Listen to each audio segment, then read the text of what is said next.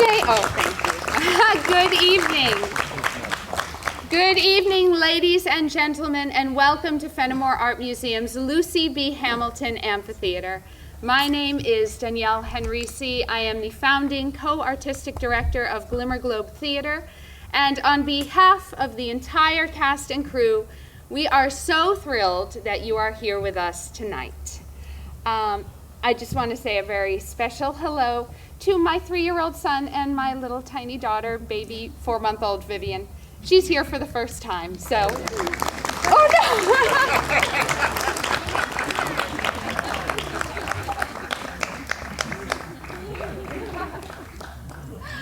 Okay. Now, on with the show. I would like to say a very special thank you to our sponsors, without whom none of this would be possible. Of course, Lucy B. Hamilton herself, the Clark Foundation, New York Central Mutual, Otsego County Government, Cooperstown Country Club, Cooperstown Rotary, Lou Allstat and Melinda Harden, and Dr. Richard Sternberg. Thank you so much to all of them.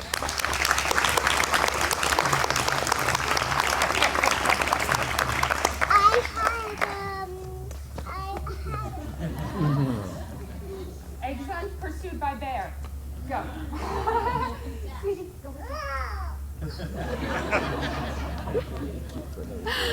Apologies. Now, because you are a theater-going audience, I would like to let you know about some of the wonderful theater programs that we still have upcoming this season. In August, on August 7th, we are very excited to open our production of Thornton Wilder's Our Town right here on this stage. It will run throughout the summer. Woo! We're very excited. Can't wait.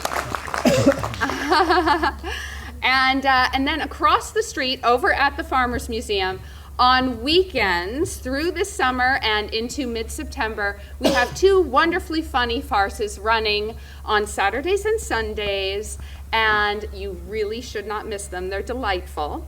And then in October, we will be doing our one-man show of Edgar Allan Poe's The Telltale Heart as part of our Things That Go Bump in the Night ghost tours. And then in December, we wrap up the season with our 7th annual production of Charles Dickens' classic, A Christmas Carol. So I sincerely hope that you can join us for some or all of these wonderful programs. Now, I and my colleagues, we're already planning next summer season, and we're very excited about the options that we have on the table, but I would love to gauge your interest in them. So if you would please indulge me for one moment. We always do 1 Shakespeare play and 1 classic contemporary play. We're thinking about Tennessee Williams right now, and the options there are either going to be The Glass Menagerie and Cat on a Hot Tin Roof. So if you would please, when I say the name of the play that you are most excited about, just give a round of applause or hoot, whatever you're moved to do. Okay, here we go. Glass Menagerie. Cat on a Hot Tin Roof.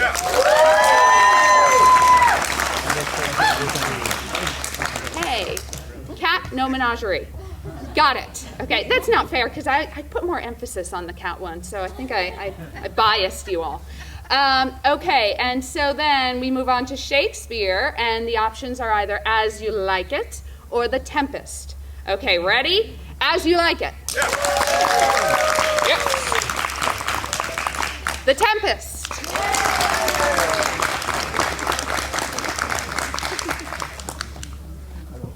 Noted. Okay, thank you very much.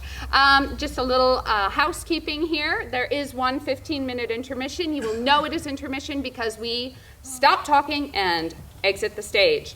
At that time, there is a snack bar right up here under the tent, and there are restrooms at the top of the path and in the back of the research library.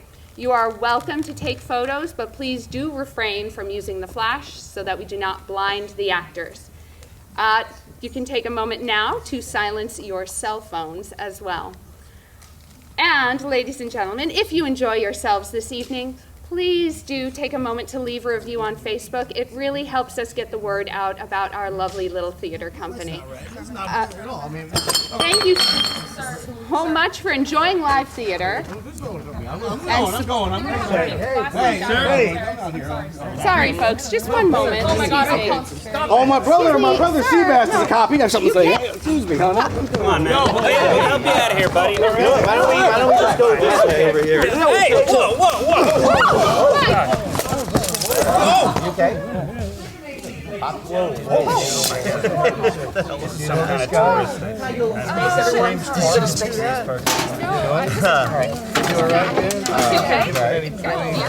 don't see any blood, so we should be all right. Oh, he's breathing. We're good. It's fine. Well, as long as he's okay. Hey, what's going on? Sir! We will practice on this drunken man. What think you if he were conveyed to bed, wrapped in sweet clothes, rings put upon his fingers, a most delicious banquet by his bed, and brave attendants near him when he wakes? Would not the jackass then forget himself? It would seem strange unto him when he waked. Persuade him that he hath been lunatic. And when he says he is, say that he dreams, for he is nothing but a mighty lord. This do, and do it gently, kind sirs. It will be pastime. Come on, buddy. Take him up gently, and to bed with him. Sirrah, dress you in all suits like a lady. Finally! Bear yourself with honorable action, such as you have observed in noble ladies, and say, what is your honor will command, wherein your lady and your humble wife may show her duty and make known her love. Bid you shed tears, as being overjoyed to see your noble lord restored to health, who for this 7 years hath esteemed him no better than a poor and loathsome beggar. And if you have not a woman's gift to rain a shower of commanded tears, an onion will do well for such a shrift, which, in a napkin being close conveyed, shall in despite enforce a watery eye. And each one to his office when he wakes.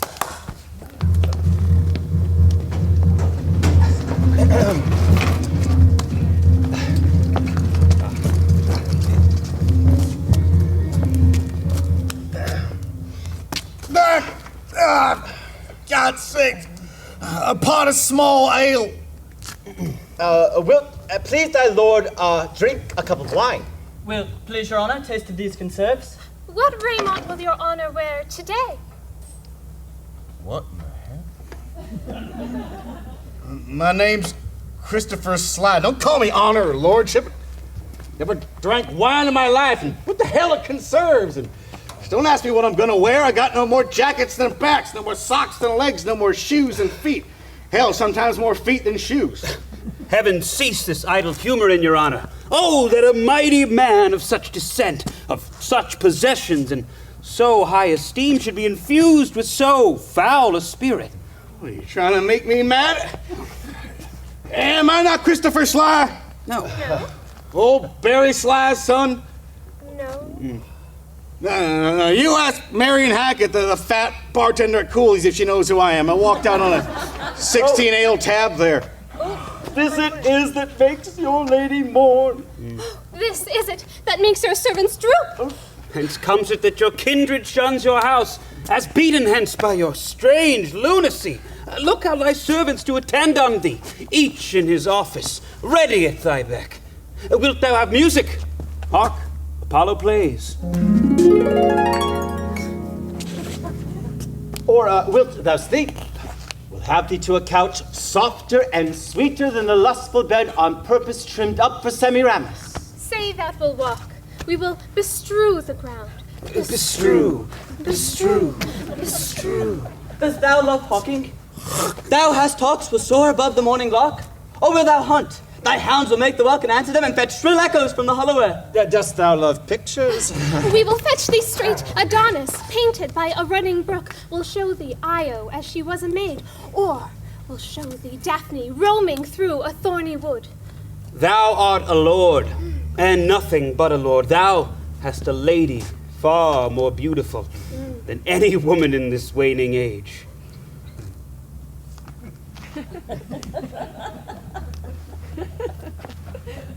What's your name?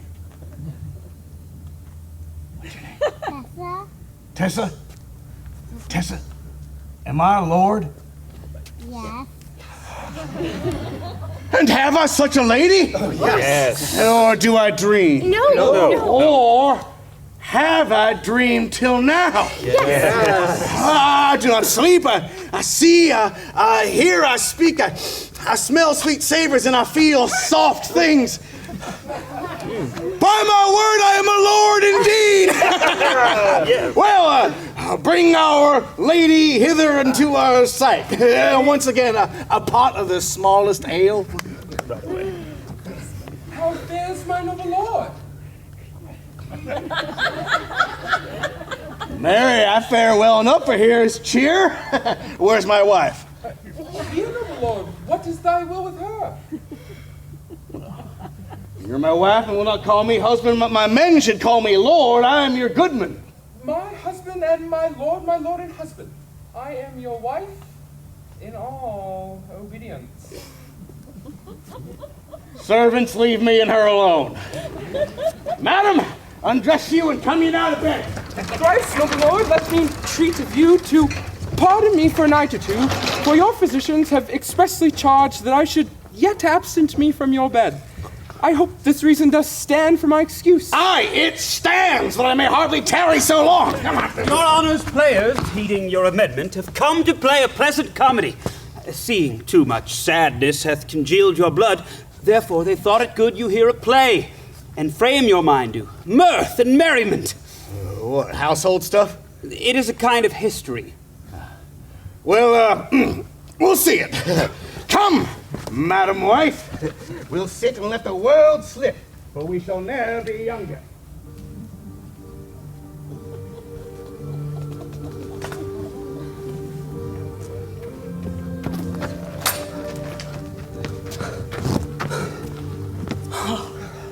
Oh, Tranio, since for the great desire I had to see fair Padua, nursery of arts. I am arrived for fruitful Lombardy, the pleasant garden of great Italy, and by my father's love and leave am armed with his goodwill and thy good company. My trusty servant, well approved in all. Here let us breathe, and happily institute, a course of learning and ingenious study. Pisa, renowned for its grave citizens, gave me my being, and my father first, a merchant of great traffic through the world, Lucentio, come of Bentivoli. Lucentio's son, brought up in Florence, it shall come to serve our hopes conceived, to deck his fortune with his virtuous deeds. And therefore, Tranio, for the time, I study virtue, and that part of philosophy will I apply that treats of happiness, by virtues specially to be achieved. Apologies, gentle mastermind. I am in all affected as yourself, glad that you thus continue your resolve to suck the sweets of sweet philosophy. Only, master, while we do admire this virtue and moral discipline, let us be no stoics, nor no stocks, I pray. No profit grows where no pleasure tame. In brief, sir, study what you most affect. Gramercies, Tranio, wilt thou so advise? But stay a while. What company is this? Master, some show to welcome us to town. Gentlemen, importune me no farther. For how I firmly am resolved, you know, that is not bestow my youngest daughter before I have a husband for the elder. If either of you both love Katherine, leave shall you have to court her at your pleasure. To court her, rather. She's too rough for me. There, Hortensio. Will you any wife? Oh, I pray you, sir, is it your will to make a stale of me amongst these mates? Mates, maid? I'll mean you that no mates for you, unless you have a gentler, milder mold. Faith, sir, you will never need to fear. Indeed, it is not halfway to her heart. But if it were, doubt not her care should be to comb your noodle with a three-legged stool and paint your face and use you like a fool. From all such devils, good Lord, deliver us! Me too, good Lord. Oh, Master, here's some good pastime toward. That wench is stark mad. A wonderful froward. But in the other silence do I see maids' mild behavior and sobriety. Well said, Master. Mum, and gaze your fill. Gentlemen, that I might soon make good what I have said, Bianca, get thee in. And let it not displease thee, good Bianca, for I will love thee nevertheless, my girl. A pretty Pete. Nah! It is best put finger in the eye, and she knew why. Sister, content you in my discontent. Sir, to your pleasure, humbly I subscribe. My books and instruments shall be my company. Hark, Tranio, thou must hear my neighbors speak. Signor Baptista, will you be so strange? Sorry am I that our goodwill affects Bianca's grief. Why? Will you mew her up, Signor Baptista, for this fiend of hell and make her bear the penance of her tongue?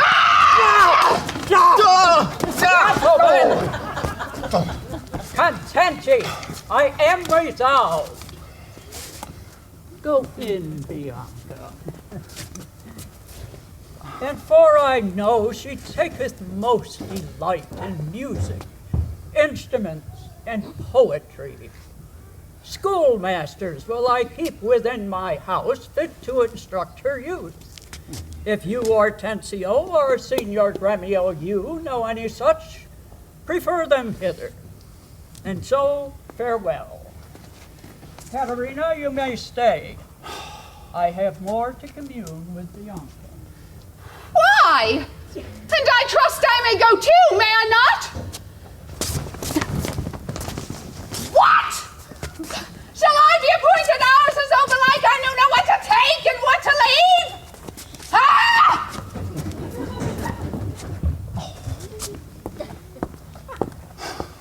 And you may go to the devil's den.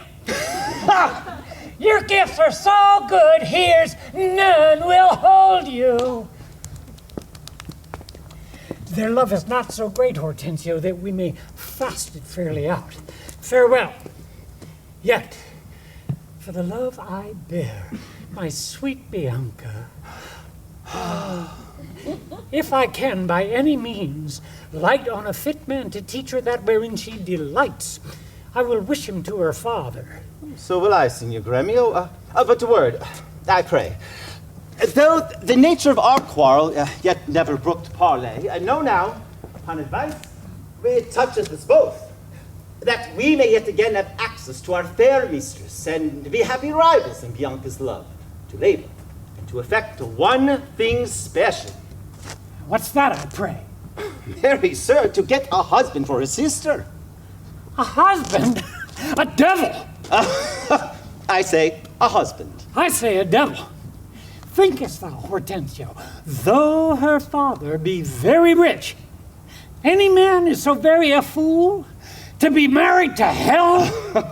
Tush, Gremio, there be good fellows in the world. Take her with all her faults. And money. I cannot tell. But I had us leave take her dowry with this condition, to be whipped at the high cross every morning. Faith, as you say, there's a small choice in rotten apples. But come, since this bargain law makes us friends, let it so forth be friendly maintained, till, by helping Baptista's eldest daughter to a husband, we set his youngest free for a husband, and then have to it the flesh. Sweet Bianca, happy man be his door. He that runs fastest gets the ring. I'm agreed. And would give him the best horse in Padua to begin his wooing, that would thoroughly woo her, wed her, and bed her, and rid the house of her. Come on.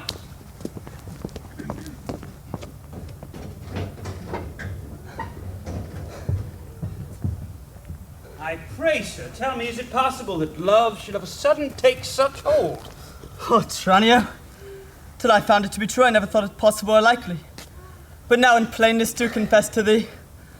Oh, Tranio, I burn, I pine, I perish, Tranio, if I achieve not this young modest girl. Master, you look so longly on the maid, perhaps you mark not what's the pith of it all. Marked you not how her sister began to scold and raise up such a storm that mortal ears might hardly endure the din? Tranio, I saw her coral lips to move, and with her breath did she perfume the air. Sacred and sweet was all I ever saw in her. Nay then, 'tis time to stir him from his trance.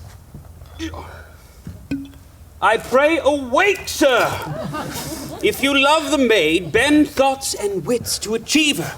Thus it stands, the elder sister is so cursed and shrewd that till the father rid his hands of her master, your love must live a maid at home. Therefore has he closely mewed her up. Ah, Tranio, what a cruel father is he. But art thou not advised? He took some care to get a cunning schoolmasters to instruct her. Aye, merry am I, and now 'tis plotted. I have it, Tranio. Master, for my hand, both our inventions meet and jump in one. Well, tell me thine first. You will be schoolmaster and undertake the teaching of the maid. That's your device. It is, and may it be done? Not possible. For who shall bear your part in being Padua here Vincentio's son? Keep house and buy his book, welcome his friends, and banquet them. Basta. Content thee, for I have it full. We have not yet been seen in any house, nor can we lie distinguished by our faces from man or master. Then it follows thus. Thou shalt be Master Tranio in my stead. I will some other be some Florentine. 'Tis hatched and shall be so. Tranio at once. Take my coloured hat and cloak. When Biondello comes, he waits on thee. And I will charm him first to keep his tongue, and let me be a slave to achieve that maid, whose sudden sight hath thrilled my wounded eye. My lord? No! You know! Do you not mind playing? Aye, my sweet hand, I do a great matter. Comes there any more of it? My lord, 'tis but begun. Yes. 'Tis an excellent piece of work. Which we're done. Ah, here comes the rogue. Sirrah, where have you been? Where have I been? Nay, how now? Where are you? Master, has my fellow Tranio stolen your clothes, or you stolen his? Or both? Pray, what's the news? Sirrah, come hither. 'Tis no time to jest. Your fellow Tranio here, to save my life, puts my apparel and my countenance on, and I, for my escape, have put on his. For in a quarrel since I came ashore, I killed the man in fear I was descried. Wait you on him, I charge you, while I make my way from hence to save my life. You understand me? Aye, sir. Ne'er a whit. And not a jot of Tranio in your mouth. Tranio is changed into Lucentio. Tranio, let's go. One thing more rest that thyself execute, to make one amongst these wounds. If thou ask me why, suffice it, for my reasons are both good and weighty. Verona! For a while I take my leave to see my friends in Padua. But above all, my best beloved and approved friend, Hortensio. And I trust this is his house. Here, Sir Gremio, knock, I say. Knock, sir. Whom should I knock? Is there a man has rebused your worship? Villain, I say, knock me here soundly. Knock you here, sir? Why, sir, what am I, sir, that I should knock you here, sir? Villain, I say, knock me at this gate and rap me well, or I'll knock your knave's pate. My master grows quarrelsome. I should knock you first, and then I know after who comes by the worst.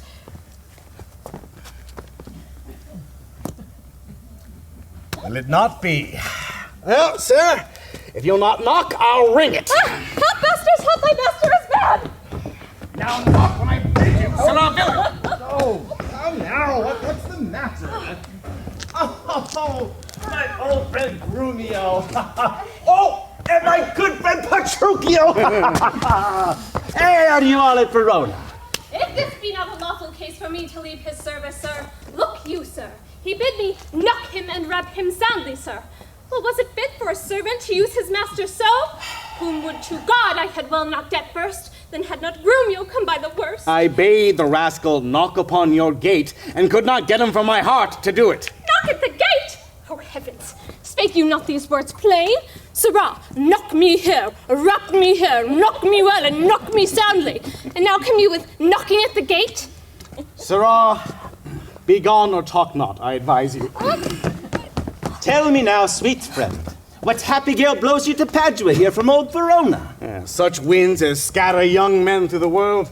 Antonio, my father, is deceased.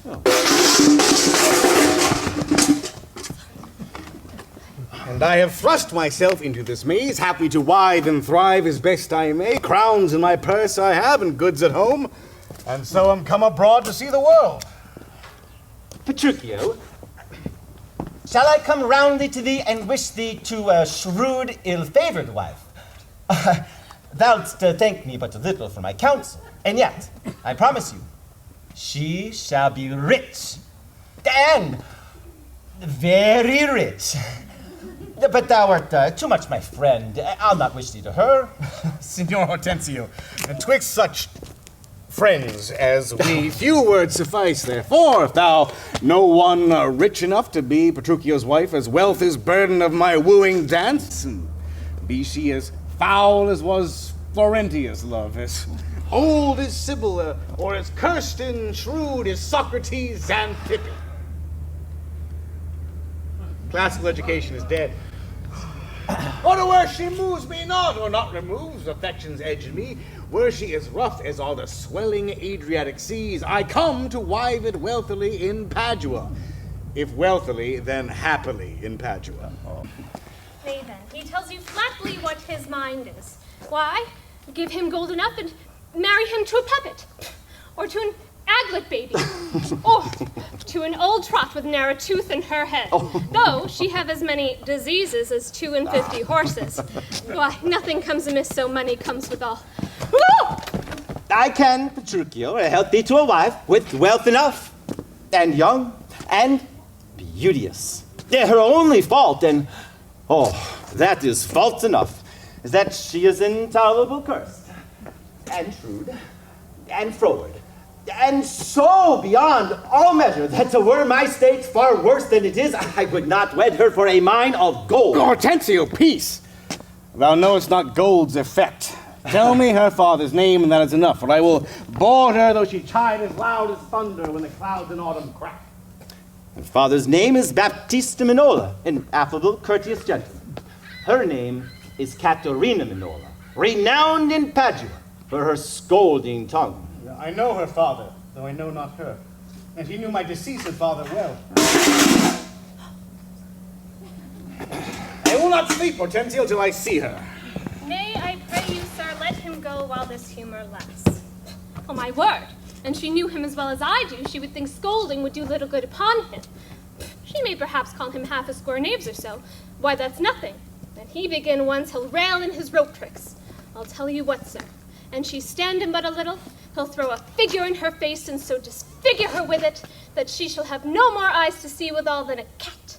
You know him not, sir? Tarry, Petruchio, I must go with thee, for in Baptista's keep my treasure is.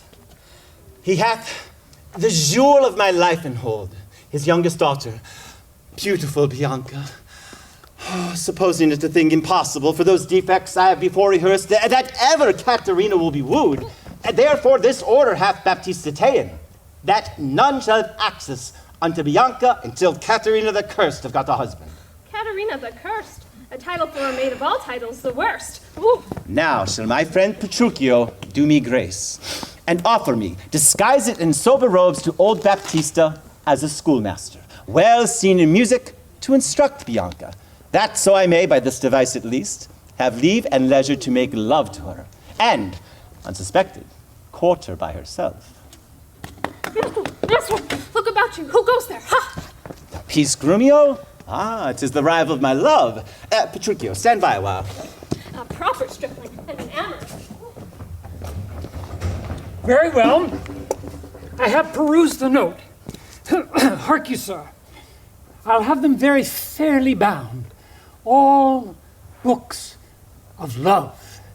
See that at any hand. And see that you read no other lectures to her.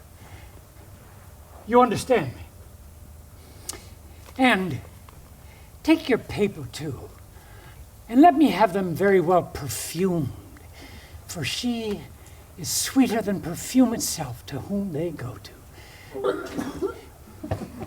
What will you read to her? Whatever I read her, I'll plead for you, as firmly as yourself was still in place, and perhaps with more successful words than you. Unless you were a scholar, sir. Oh, this learning! What a thing it is!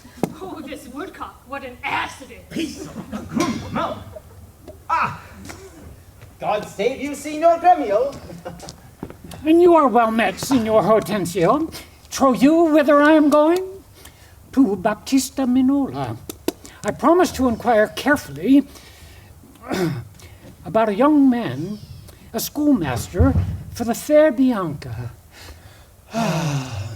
And by good fortune I have lighted well on this young man, for learning and behavior fit for her turn, well read in poetry and other books, good ones, I warrant you.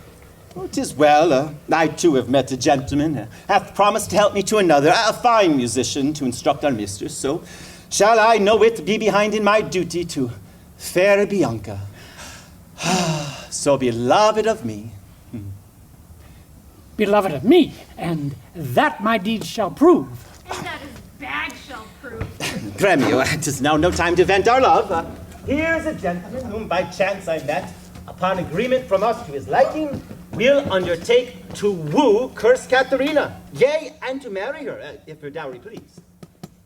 Hortensio, so said, so done is well. Have you told him all her fault? I know. She is an irksome, brawling scold. If that be all, masters, I hear no harm. No, say'st me so, friend. What countryman? Born in Verona, old Antonio's son. My father dead. My fortune lives for me, and good days and long I hope to see. Sir, such a life with such a wife was strange, but if you have a stomach to it, in God's name you shall have me assisting you in all. But will you woo this wild cat? Why came I hither but to that intent? I think you little din can daunt mine ears. Have I not in my time heard lions roar? Have I not heard the sea puffed up with winds rage like an angry boar chafed with sweat? Have I not heard great ordnance in the field and heaven's artillery thunder in the skies? Have I not, in pitched battle, heard loud larums, neighing steeds, and trumpets clang? And do you tell me of a woman's tongue that gives not so great a blow to hear as will a chestnut in a farmer's fire? Tush, tush, fear boys with bugs. For he fears none. Hortensio, hark! This gentleman is happily arrived, my mind presumes, for his own good and ours. I promised we would be contributors and bear his charging of wooing or whatsoever. And so we will, provided that he win her. I would I were sure of a good dinner. Gentlemen, God save you. If I may be bold, tell me, I beseech you, which is the readiest way to the house of Signor Baptista Minola? He that has the two fair daughters, this do you mean? Even he, Biondello. Hark you, sir, you mean not her to... Perhaps him and her, sir. What have you to do? Not she that chides, sir, at any rate, I pray. I love no chiders, sir. Biondello, let's away. Sir, a word ere you go. Are you a suitor to the maid you talk of, yea or no? And if I be, is it any offense? No, if without more words he will get you hence. Why, sir, I pray are not the streets as free for me as for you? But so is not she. For what reason, I beseech you? For this reason, if you'll know, that she's the choice love of Signor Gremio. That she is the chosen of Signor Hortensio. Baptista is a noble gentleman to whom my father is not all unknown. Were his daughter fairer than she is, she may more suitors have, and me for one. Sir, let me be so bold as ask you, did you yet ever see Baptista's daughter? No, but here I do that he hath two. The one is famous for a scolding tongue, as is the other for a beauteous modesty. Sir, the first for me, let her go by. Yea, leave that labor to great Hercules. Sir, understand you this of me, in sooth, the younger daughter whom you hearkened for her father keeps from all access of suitors until the elder sister first be wed. The younger then is free, and not before. Well, sir, if it be so, that you are the man must stead us all the rest. And if you do this deed and break the ice, achieve the elder, set the younger free for our access, whose hap shall be to have her will, not so graceless be to ingrate. Sir, you say well, and well you do conceive, and since you do profess to be a suitor, you must, as we do, gratify this gentleman, to whom we all rest generally beholden. Sir, I shall not be slack. In sign whereof, please, ye we may contrive this afternoon to quaff carouses to our mistress's health. Strive mightily, but eat and drink as friends. Oh, excellent motion. Fellows, let's be gone. The motion's good indeed, and be it so. Petruchio, I will be thy benvenuto.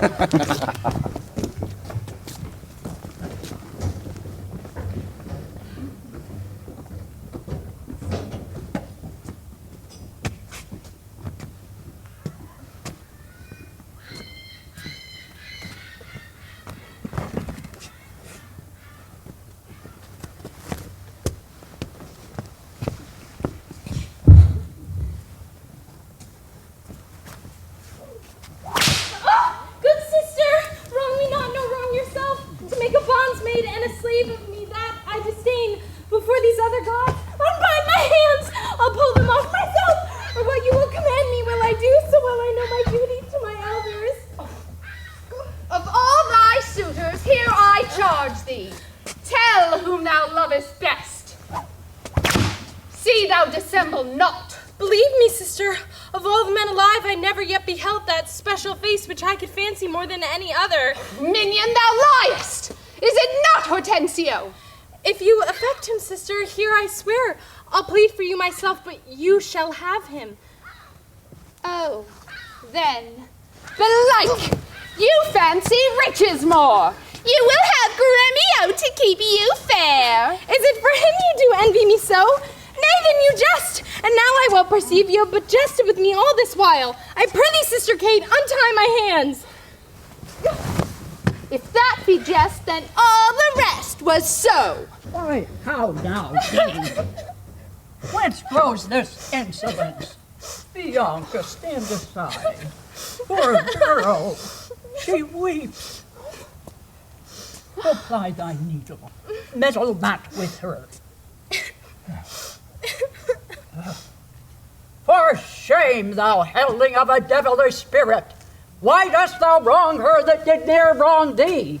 When did she cross thee with a bitter word? Her silence flouts me, and I'll be revenged. What in my sight? Go in, Bianca. What? Will you not suffer me? Nay, now I see she is your treasure. She must have a husband. I must dance barefoot on her wedding day, and for your love to her lead ancient hell. Talk not to me. I will go sit and weep till I can find occasion of revenge. Was ever gentleman thus grieved as I?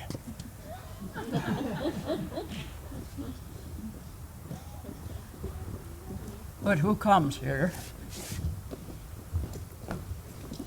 Good morrow, neighbor Gremio. God save you, gentlemen. And you, good sir, I pray you, have you not a daughter called Katherine, fair and virtuous? I have a daughter, sir, named Katharina. You're too blunt. Go to it orderly. You wrong me, Signor Gremio. Give me leave. I am a gentleman of Verona, sir, that hearing of her beauty and her wit, her affability and bashful modesty, her wondrous qualities and mild behavior, am bold to make myself a forward guest within your house, to make mine eye the witness of that report of which I so oft have heard. And as entrance to my entertainment, I do present you with a man of mine, cunning in music and the mathematics, to instruct her fully in those sciences whereof I know she is not ignorant. Accept of him, or you do me wrong. His name is Lucentio, born in Mantua. You are welcome, sir, and he for your good sake. But for my daughter Katherine, this I know. She's not for your turn. I see. You do not mean to part with her, or else you like not of my company. Mistake me not, I speak but as I find. Whence are you, sir? What may I call your name? Petruchio is my name, old Antonio's son, a man well known throughout all Italy. I know him well.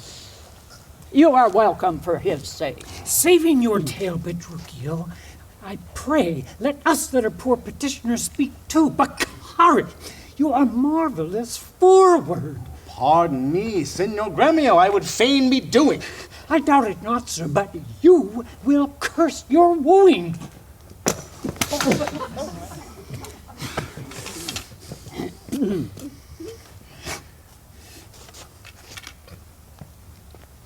Neighbor, this is a gift very grateful, I am sure of it. To express the like kindness myself, freely give unto you this young scholar, as cunning in Greek and Latin and other languages, and the other music and mathematics. His name is Cambio. Pray, accept his service. 1,000 thanks, Signor Gremio. Welcome, good Cambio. But, gentle sir, methinks you walk as a stranger. May I be so bold as to know the cause of your coming? Pardon me, sir, the boldness is mine own, that being a stranger in this city here, do make myself a suitor to your daughter, unto Bianca, fair and virtuous. Nor is your firm resolve unknown to me in the preferment of the eldest daughter.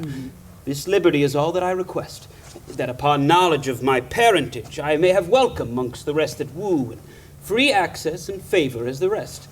And toward the education of your daughters I here bestow this simple instrument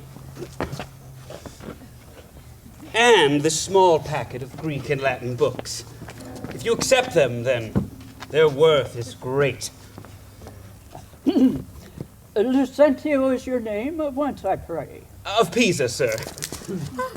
Son to Vincentio. A mighty man of Pisa. By report, I know him well. You are very welcome, sir. Take you the lute, and you the set of books. You shall go see your pupils presently. Follow then. Sirrah, lead these gentlemen to my daughters. Bid them well. These are their tutors. We will walk a little in the orchard and then to dinner. You are passing welcome. Signor Baptista, my business asketh haste, and every day I cannot come to woo.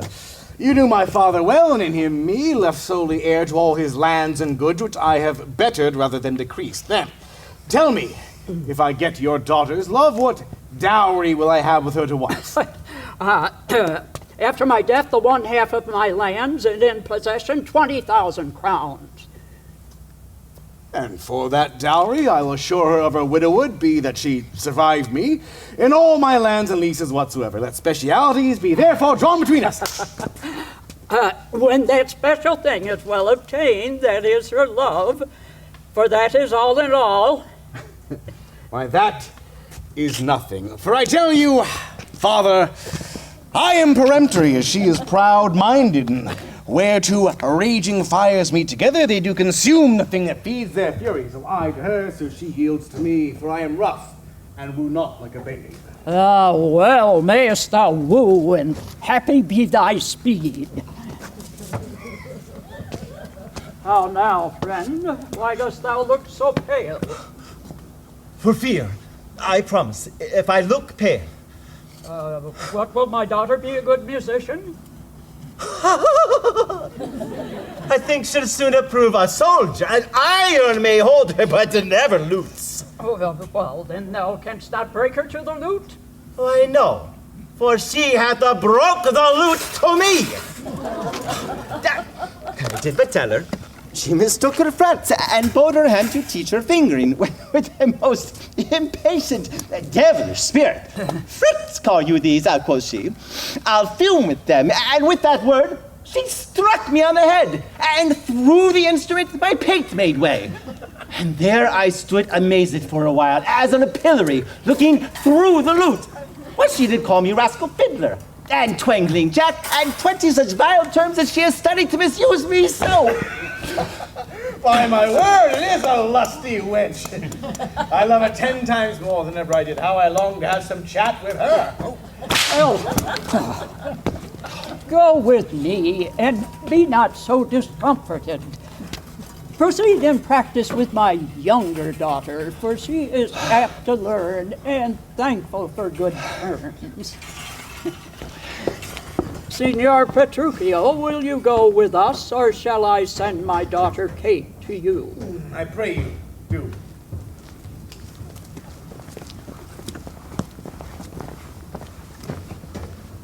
I will attend her here, and woo her with some spirit when she comes. To say that she rail. I'll tell her straight she sings as sweetly as a nightingale. Say that she frown. I'll tell her she looks as fresh as morning roses newly washed with dew. Say that she be mute, will not speak a word. Then I'll commend her volubility, and say she uttereth piercing eloquence. Say that she bid me pack. I'll give her thanks, so she bid me stay by her a week. But here she comes. Now, Petruchio, speak.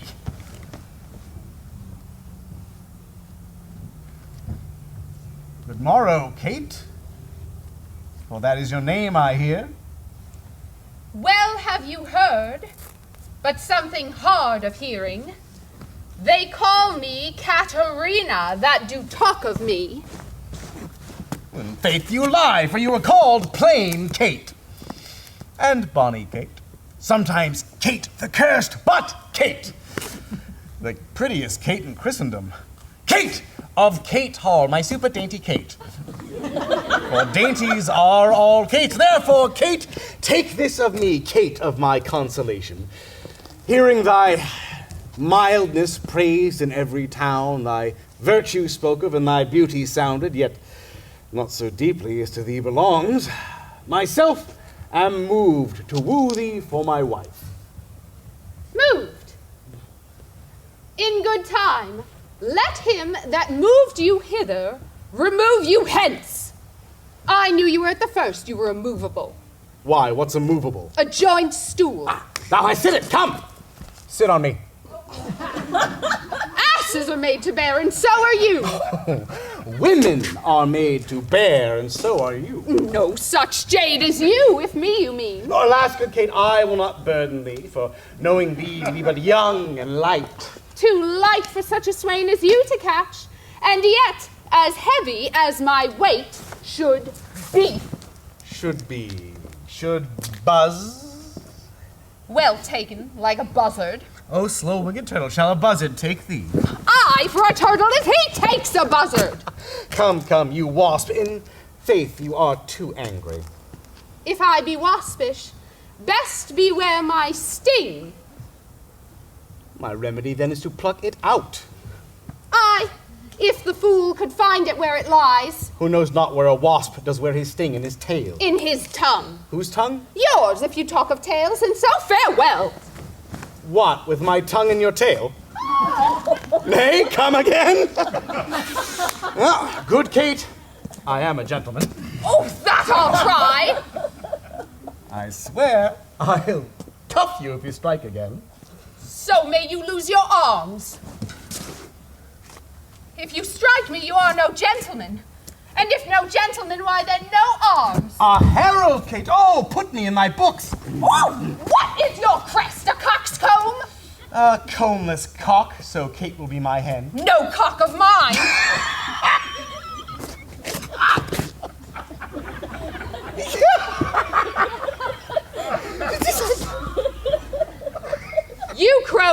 like a craven. Oh, come, Kate, come, look not so sour. It is my fashion when I see a crab. Why, here's no crab, therefore look not sour. There is. Then show it me. Had I a glass, I would. What do you mean, my face? Well aimed of such a young one. Now, by St. George, I am too young for you. Yet you are withered. 'Tis with care. I care not. Nay, here you, Kate, in sooth, you escape not so. No, I chafe you if I tarry.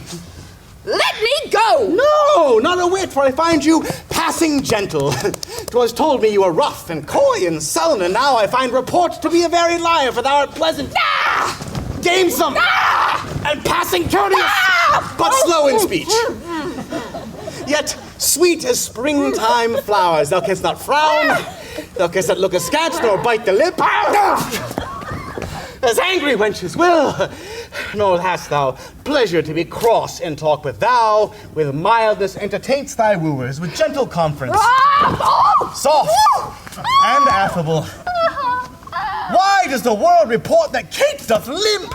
Oh, slanderous world! Kate, like the hazel twig, is straight and slender as brown in hue as hazelnuts, and sweeter than the kernels. Oh, let me see thee walk. Thou dost not halt. Go, fool, and whom thou keep'st command. Did ever Diane so become a grove as Kate, this chamber with her princely gait? Oh, be thou Diane, and let her be Kate, and let Kate be chaste, and Diane sportful. Where did you learn all this goodly speech? It is extempore from my mother wit. A witty mother. Witless else her son. Am I not wise? Oh, yes, keep you warm. Marry, so I mean, sweet Katharina, in thy bed. Therefore, setting all this chat aside, thus in plain terms your father hath agreed you are to be my wife, your dowry agreed on, and will you, nill you, I will marry you. Now, Kate, I am a husband for your turn, for by this light whereby I see thy beauty that doth make me like thee well, thou can be married to no man but me, Kate. For I am he, am born to tame you, Kate, and bring you from a wild Kate to a Kate conformable with other household Kates. But here comes your father. Never make denial. I must and will have Katharina for my bride. Now, Signor Petruchio, how speed you with my daughter? How but well, sir, how but well. We're impossible I just speed amiss. Oh, now, daughter Katharina, in your dumps? Call you me daughter? And now I promise you, you have showed a tender fatherly regard to wish me wed to one half lunatic, a madcap ruffian and a swearing jack that thinks with oaths to face the matter out. Father, thus it is yourself and all the world that talked of her, talked amiss of her. If she be cursed, it is for policy, for she is not froward, but modest as the dove. She is not hot, but temperate as the morn. And to conclude, we have agreed so well together that upon Sunday is the wedding day. Oh, I'll see thee hanged on Sunday first! Hark, Petruchio! She says she'll see thee hanged first! Is this your speeding? Nay, then good night, our part. Patience, gentlemen, I choose her for myself. She and I be pleased, what's that to you? It was agreed, twixt us being alone, that she shall still be cursed in company. I tell you, 'tis incredible how much she loves me. Oh, kindest Kate. She hung about my neck, kiss on kiss she vied, so fast, protesting oath on oath, and in a twink she won me to her love. Oh, you are novices. 'Tis a world to see how tame, when men and women are alone, a meacock wretch can make the curse this true. Give me your hand, Kate. Oh! I will to Venice to buy apparel against the wedding day. Father, bid the guests and provide the feast. I am sure my Katharina will be fine. I know not what to say, but give me your hand. God send you joy, Petruchio. 'Tis a match. Amen, say we. We will be witnesses. Father, wife, gentlemen, adieu. I will to Venice. Sunday comes apace. We shall have rings and things and fine array, and... Kiss me, Kate. We will be married a Sunday!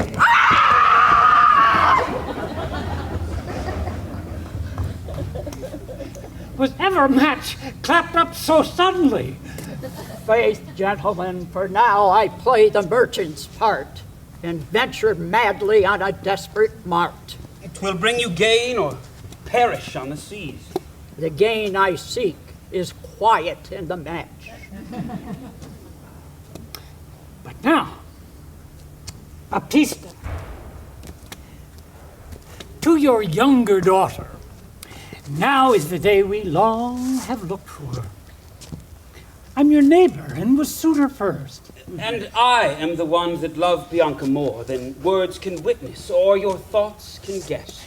Youngling, thou canst not love as dear as I. Greybeard, thy love doth freeze. But thine doth fry. Skipper, stand back. 'Tis age that nourisheth. And youth in ladies' eyes that flourisheth. Content, ye gentlemen, I will compound this strife. Say, Signor Gremio, what can you assure her? First, as you know, my house within the city is richly furnished in plate and gold. My hangings all of Tyrian tapestry. In ivory coffers I have stuffed my crowns, costly apparel, tents, canopies, fine linen, turkey cushions, bossed with pearl. Valance of Venice gold in needlework, pewter, brass, and all things that belong to house and housekeeping. And then, at my farm, I have 100 milchkine to the pail, 60 fat oxen standing in my stalls, and all things answerable to that portion. Myself am struck in years, I must confess, and if I die tomorrow, this is hers. If whilst I live she will be only mine. That only came in well. Sir, this to me. I am my father's only heir and son. If I may have your daughter to my wife, I'll give her houses. 3 or 4 is good, within rich Pisa walls, as any one old Signor Gremio has in Padua. Besides, 2,000 ducats by the year. What have I pinched you, Signor Gremio? 2,000 ducats by the year of land? My land amounts to not so much at all. And that she shall have. Besides, an argosy. What, have I choked you with an argosy?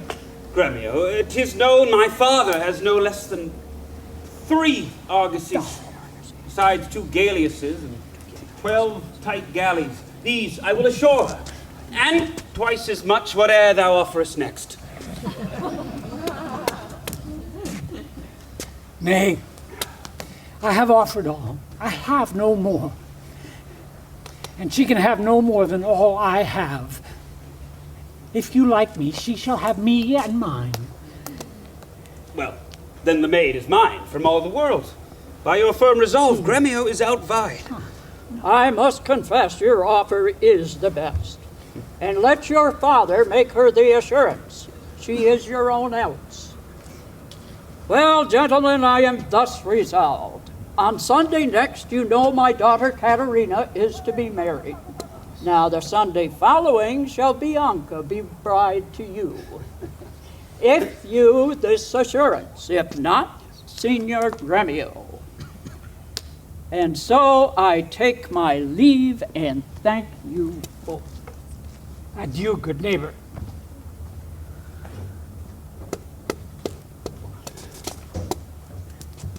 Now I fear thee not. Sirrah, young gamester, thy father were a fool to give thee all, and in his waning age set foot under thy table. Tut, a toy. An old Italian fox is not so kind, my boy. A vengeance on your crafty withered hide. 'Tis in my head to do my master good. I see no reason but a supposed Vincentio, and that's a wonder. Fathers commonly do get their children, but in this case of wooing, a child shall get a sire, if I fail not of my cunning.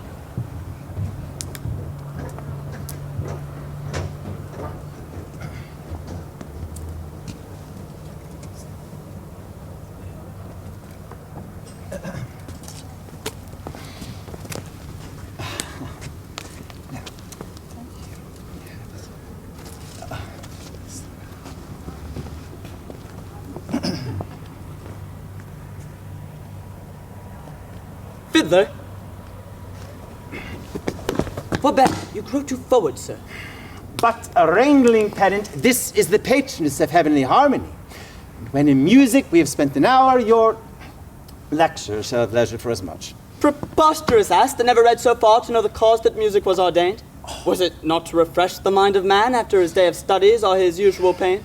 Sirrah, I will not bear these braves of thine. Why, gentlemen, you do me double wrong, to strive for that which resteth in my choice. I am no breaching scholar in the schools. I'll not be tied to hours nor appointed times, but learn my lessons as I please myself. And to cut off all strife, here sit we down.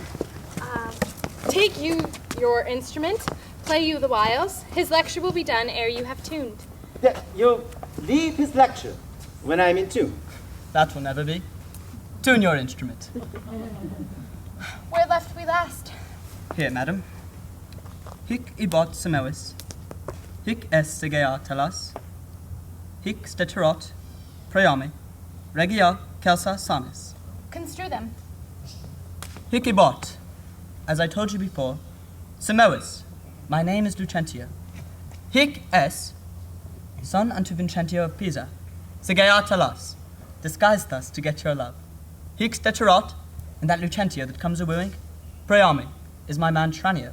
Regia, bearing my port, celsa sonis, so that we might beguile the old pantaloon. Madam, the instrument is now in tune.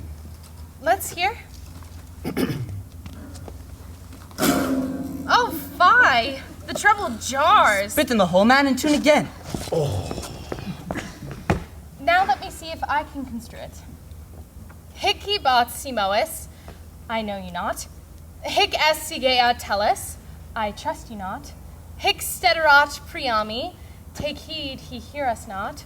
Regia, presume not. Celsa senis, despair not. Madam, the instrument is now in tune. All but the bass. How fiery and forward our pedant is! Upon my life, the knave doth court my love. In time I may believe, yet I mistrust, but let it rest. Now, Lucentio, to you.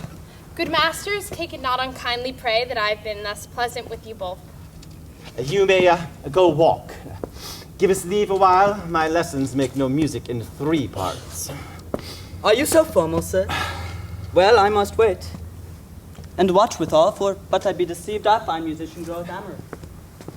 Madam, before you touch the instrument, to learn the order of my fingering, I must begin with rudiments of art. To teach the gamuts of a briefer sort, far more pleasant, pithy, and effectual than hath been taught by any of my trade. And here it is, in writing, fairly drawn. Why, I'm past my gamut long ago. Oh, but read the gamut of Hortensio. Gamut. I am the ground of all accord. A, re, to plead Hortensio's passion. B, me. Bianca, take him for thy lord. C, faut, that loves with all affection. D, sol, re, 1 clef, 2 notes have I. E, la, me, show pity or I die. Call you this gamut? Tut, I like it not. Old fashions please me best. I'm not so nice to change true rules for old inventions. Mistress, your father prays you leave your books and help to dress your sister's chambers up. You know, tomorrow is the wedding day. Farewell, sweet masters both. I must be gone. Faith, mistress, and I have no cause to stay. But I have cause to pry into this pedant. Methinks he looks as though he were in love. But if thy thoughts, Bianca, be so humble as to cast thy eye on every stale, seize thee that list. If once I find thee ranging, Hortensio will be quit with thee by changing.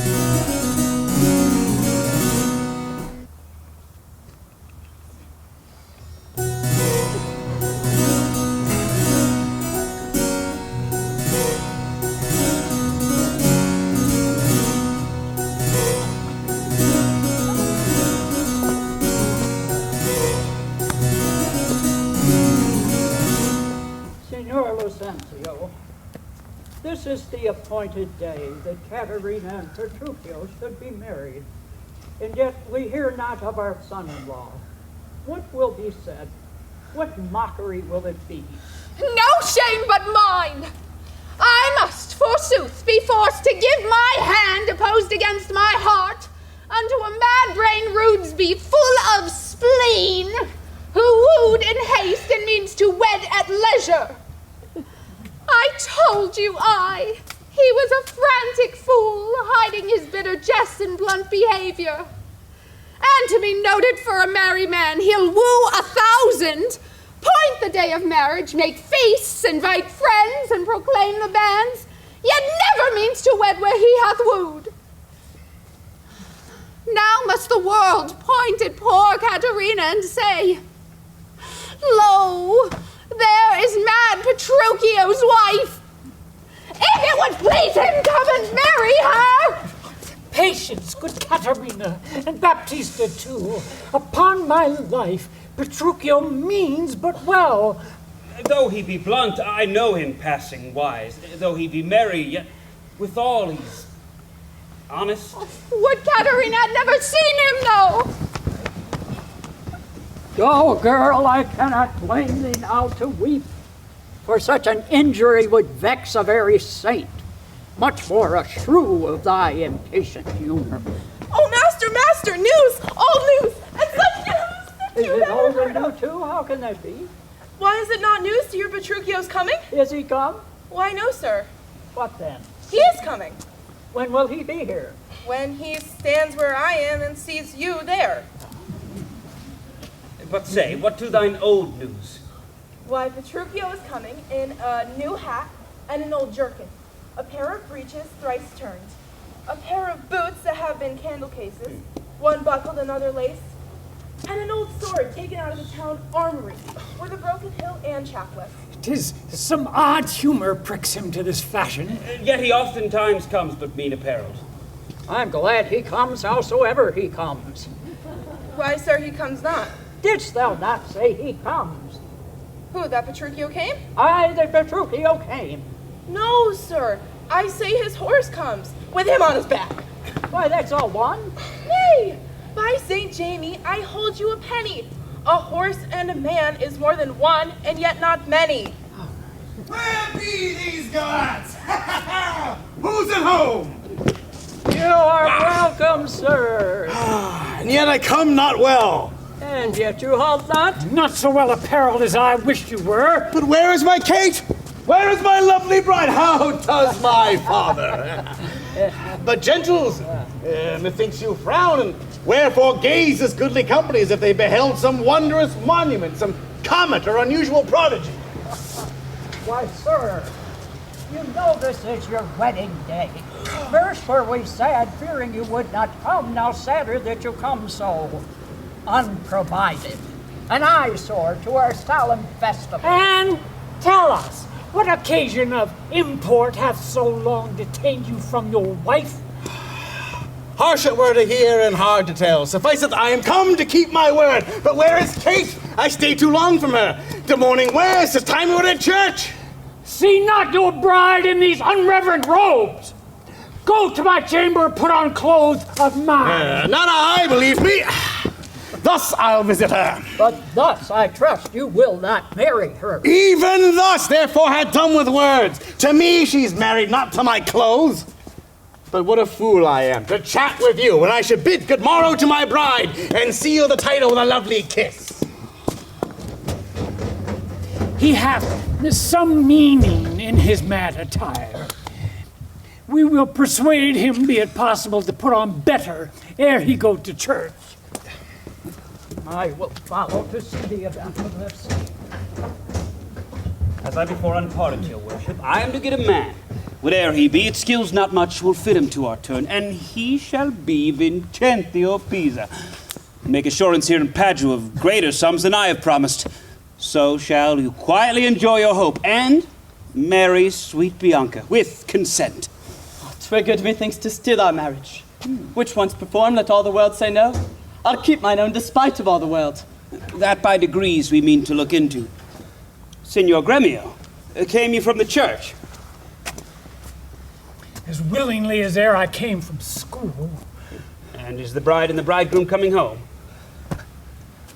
A bridegroom, say you? 'Tis a groom indeed, a grumbling groom, and that the girl shall find. Why, cursed than she, 'tis impossible. Why, he's a devil, a very fiend. She's a devil. The devil's dam. Tut, she's a lamb, a dove, and a fool to him. I'll tell you, Sir Lucentio, when the priest should ask if Katharina should be his wife, "I begags wounds," quoth he, and swore so loud that all amazed, the priest let fall the book. And as he stooped to take it up again, that mad-brained bridegroom took him such a cuff that down fell priest and book and priest. "Now take them up," quoth he, "if any list." What said the wench when he rose again? Trembled and shook. For why, he stamped and swore, as if the vicar meant to cozen him. This done, he took the bride about the neck and kissed her lips with such a clamorous smack that at the parting, all the church did echo. Such a mad marriage never was before. Gentlemen and friends, I thank you for your pains. I know you think to dine with me and prepared great store and wedding cheer, but so it is. My haste doth call me hence, and therefore here I mean to take my leave. Is it possible you will away tonight? I must away today, before night come. Make it no wonder. If you knew my business, you would bid me rather go than stay. And, honest company, I thank you all that have beheld me give away myself to this most patient, sweet, and virtuous bride. Dine with my father, drink a health to me, for I must hence, and farewell to you all. Let us entreat you to stay till after dinner. It cannot be. Let me entreat you. It may not be. Let me entreat you. I'm content.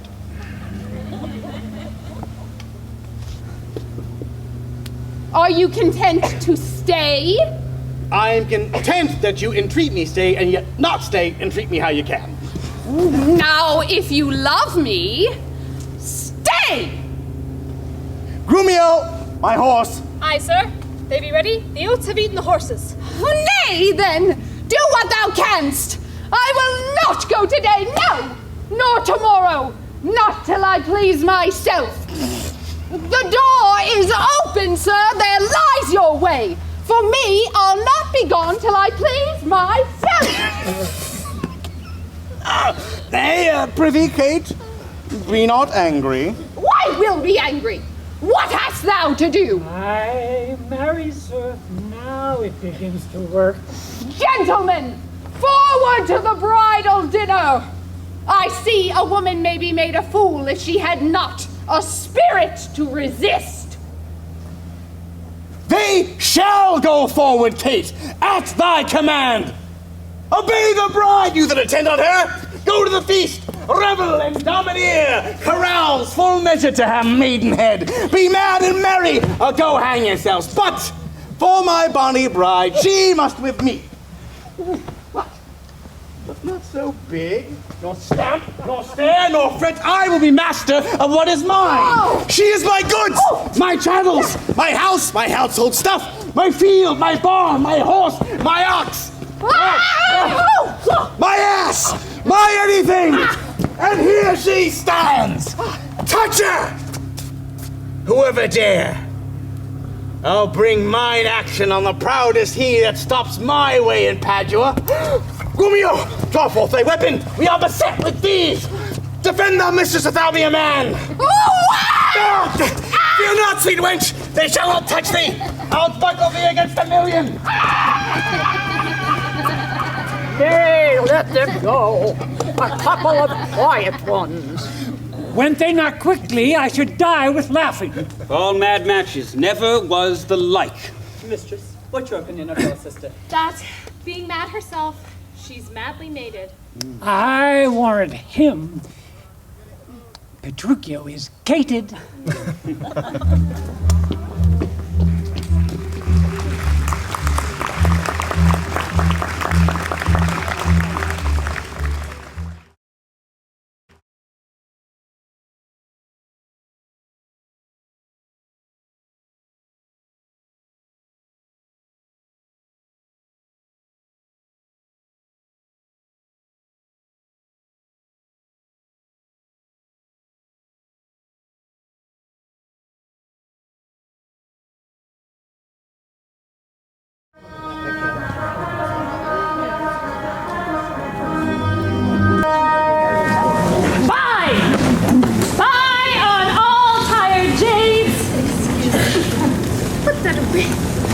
On all tired days, on all mad masters, and all foul ways. Was ever man so beaten? Pardon me? Was ever man so raged? Was ever man so weary? Now I am sent before to make a fire, and they are coming soon after to warm them. Now, were I not a little pot and soon hot, my very lips might freeze to my teeth, my tongue to the roof of my mouth, my heart and my belly. Who's that calls so coldly? A piece of ice, a fire, good Curtis. Is my master and his wife coming, good Gremio? Oh, aye, Curtis, aye, and therefore fire. Fire cast on no water. Is she so hot as Shrew as she's reported? She was, Curtis, before this frost. But thou knowest, winter tames man, woman, and beast, for it hath tamed my old master, my new mistress, and thyself, fellow Curtis. Away, you 3-inch fool! I am no beast! Am I but 3 inches? Why, thy horn is a foot, so long am I the least. But wilt thou make fire, or shall I complain on thee to our mistress, whose hand, she being now at hand, thy shall soon feel to thy cold comfort for being slow in thy hot office? I prithee, good Gremio, tell me, how goes the world? A cold world, Curtis, in every office but thine, and therefore, fire! Do thy duty and have thy duty, for my master and mistress are almost frozen to death. There's fire ready, and therefore, good Gremio, the news. Where's the cook? Is supper ready? The house trimmed, the rushes strewed, the cobwebs swept, and every officer his wedding garment on? Be the jacks fair within, the jills fair without, the carpets laid, and everything in order. All ready, and therefore I pray thee news. First, no. My horse is tired. My master and mistress fallen out. How? Out of their saddles and into the dirt, and thereby hangs a tail. Let's hark, good Gremio. Lend thine ear.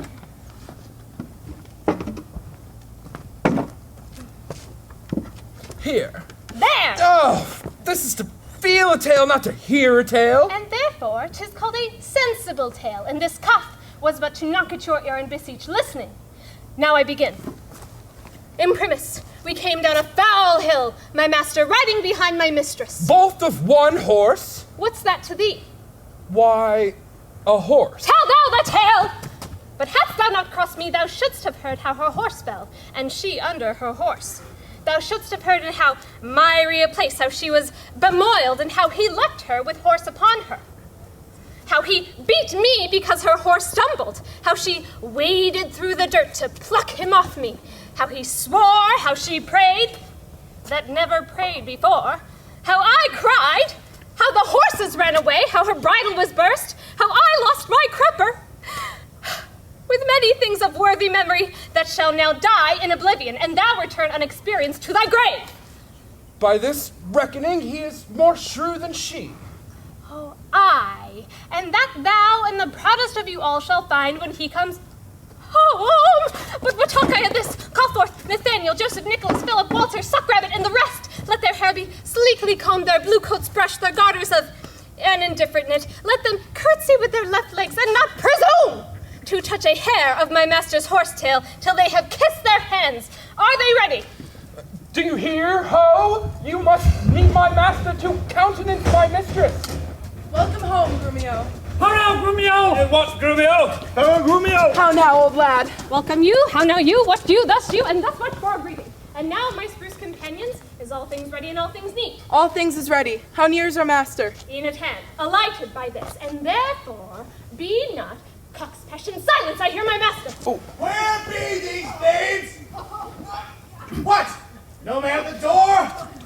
To hold my stirrup and to take my horse? Where's Nathaniel? Gregory! Philip! Here, sir. Here, Here, sir. Here,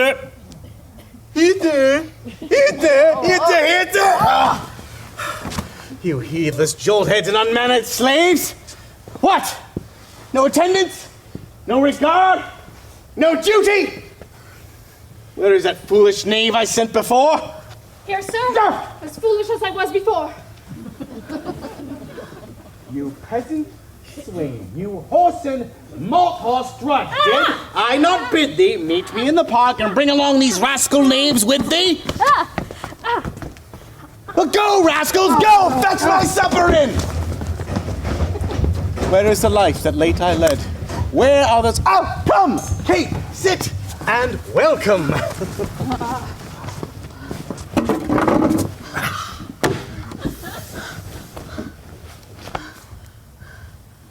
Sound!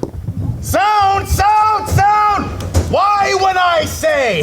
Nay, good sweet Kate, be merry. Look off my boots, you rogues, you villains, when? Ah, 'twas a fire of orders grey, here's forth he walked on his way. Ah! You rogue, you plucked my foot awry. Ah, take that, and mend the plucking of the other. Nay, Kate, be merry. Ah, shall we have some water here, what ho? Where's my spaniel, Troilus? Sirrah, get you hence and bid my cousin Ferdinand come hither. One Kate you must kiss and be acquainted with. Where are my slippers? Shall I have some water? Here, Kate, wash and welcome heartily. What? Will you let it fall? Patience! I pray you! 'Twas a fault unwilling! Horsin, beetle-headed, flap-eared, nay! Well, sit down, Kate, and now you have a stomach.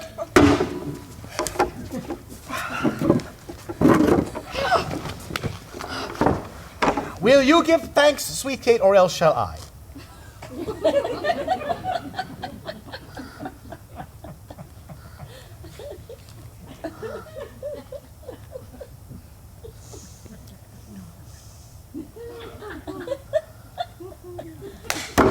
What's this, mutton?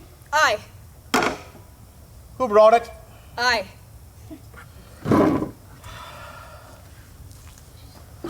"'Tis burnt, and so is all the meat! How durst you villains bring it from the dresser, and serve it thus to me that love it not? Here, take it, you trenchers, cups, and all! You heedless joltheads and unmannered slaves! Husband! What? I Will pray you you! bubble? I'll be with you straight! Oh, be not so disquiet! The meat I tell thee, Kate, 'twas burnt and dried away, and I expressly am forbid to touch it. And better 'twere we both did fast than to feed us with such over-roasted flesh. Yeah. Be patient. Tomorrow 'twill be mended. For tonight we'll fast for company. Come, I will bring thee to thy bridal champagne.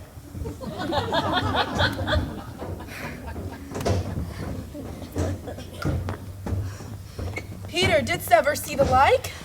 He kills her in her own humor. Where is he?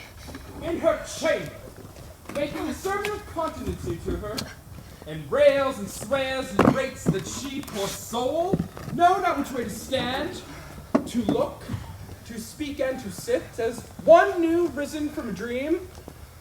Wait, for he is coming hither! Thus have I politically begun my reign. It is my hope to end successfully. She eat no meat tonight, no none shall eat.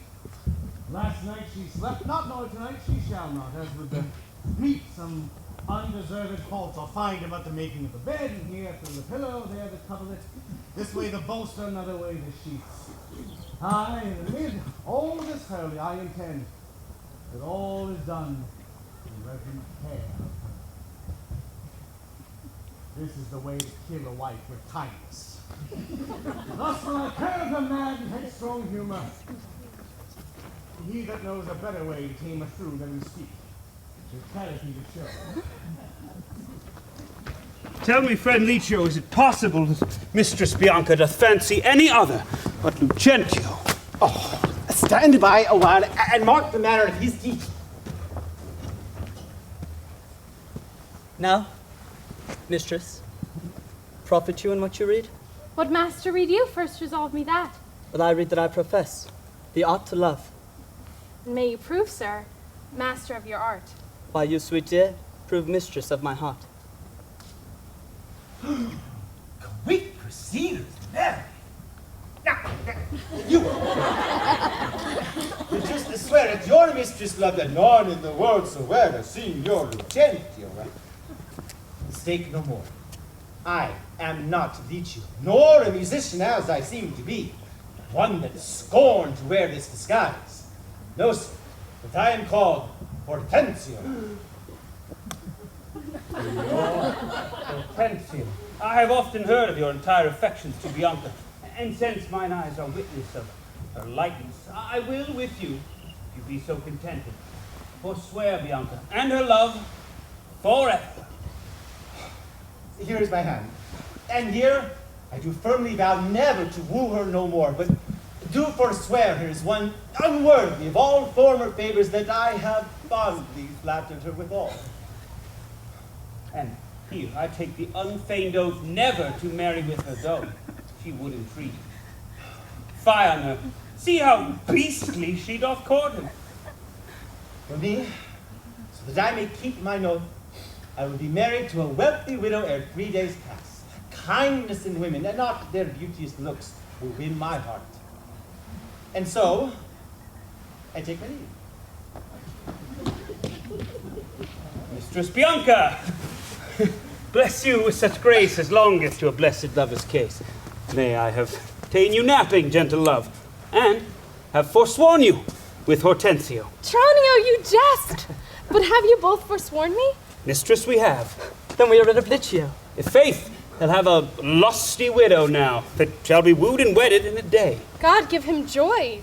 Oh, master, I've watched for so long and I'm dog-weary, but at last I spied an ancient angel coming down the hill will serve the turn.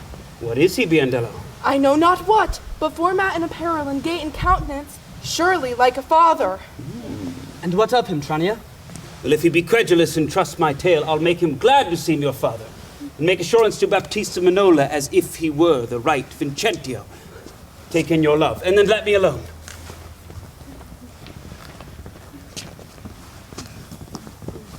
God save you, sir. And you, sir, you are welcome. Travel you far on, or are you at the farthest? At the farthest for a week or so, and so up farther and as far as Rome, and on to Tripoli, if God lend me life. What country, man, I pray? Of Mantua. Of Mantua, sir. Marry, God forbid, and come you to Padua careless of your life. My life, sir! How, I pray, for that goes hard. 'Tis death for anyone in Mantua to come to Padua. Know you not the cause? Your ships are stayed in Venice, and the Duke, for private quarrel twixt your Duke and him, hath published and proclaimed it openly. 'Tis marvel but that you are but newly come. You might have heard it else proclaimed about.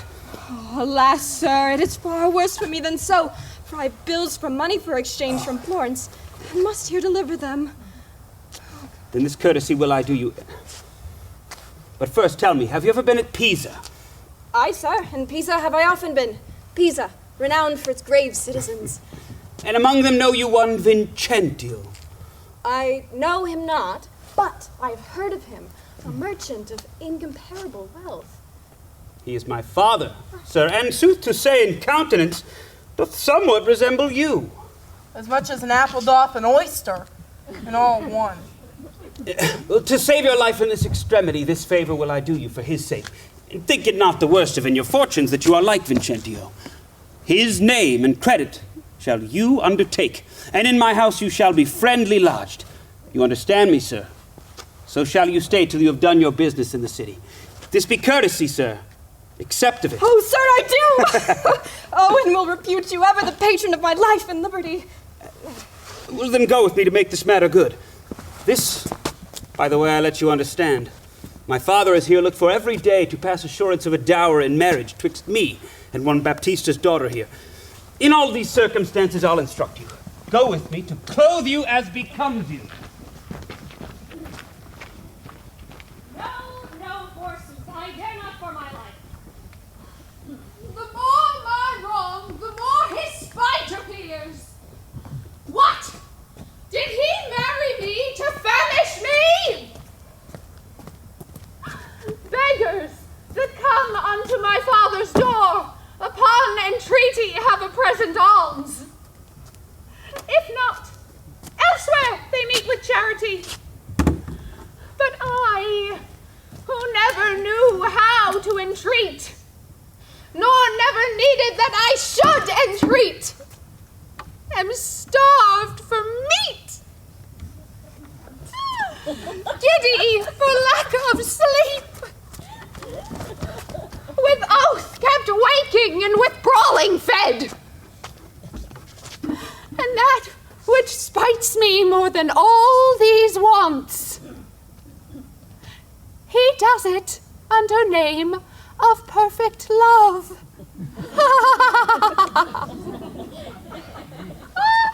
As who should say, if I should sleep or eat, 'twere deadly sickness, or else present death. I prithee, go and get me some repast. I care not what, so it be wholesome food. What say you to a neat's foot? 'Tis passing good. I prithee, let me have it. I fear 'tis too choleric a meat. How say you to a fat tripe finely broiled? I like it well. Good Gremio, fetch it me. I fear 'tis choleric. How say you to a piece of beef and mustard? A dish that I do love to feed upon. Aye, but the mustard is too hot, a little. Why, then the beef, and let the mustard rest. Nay then, I will not. You will have the mustard, or else you get no beef of Gremio. Oh, then both, or one, or anything thou wilt. Why then, the mustard, without the beef.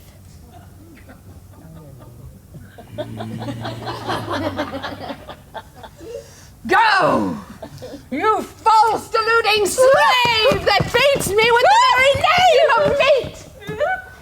Sorrow on thee and all the pack of you that triumph thus upon my misery.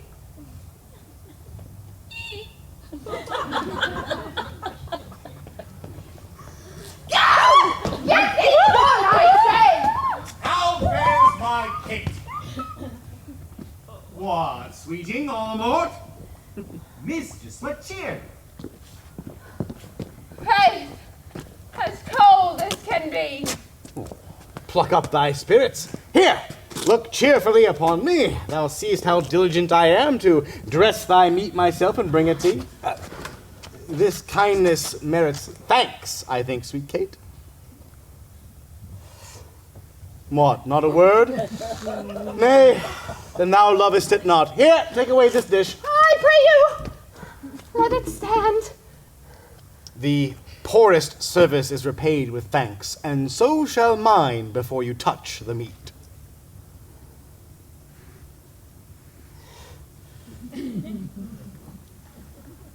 I thank you. Sir! By Petruchio, you're to blame. Come, Mistress Kate, I'll bear you company. Eat it up all, Hortensio, if thou lovest me. Much good do it unto thy gentle heart. Kate, eat apace, for now we will to your fathers to revel it as bravely as the best, with silken coats and caps and golden rings, with ruffs and cuffs and farthingales and things, with scarves and fans and double change of bravery. With amber bracelets, beads, and all this knavery. What?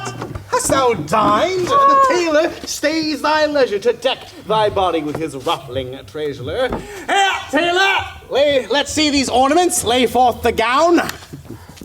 What news with you, sir?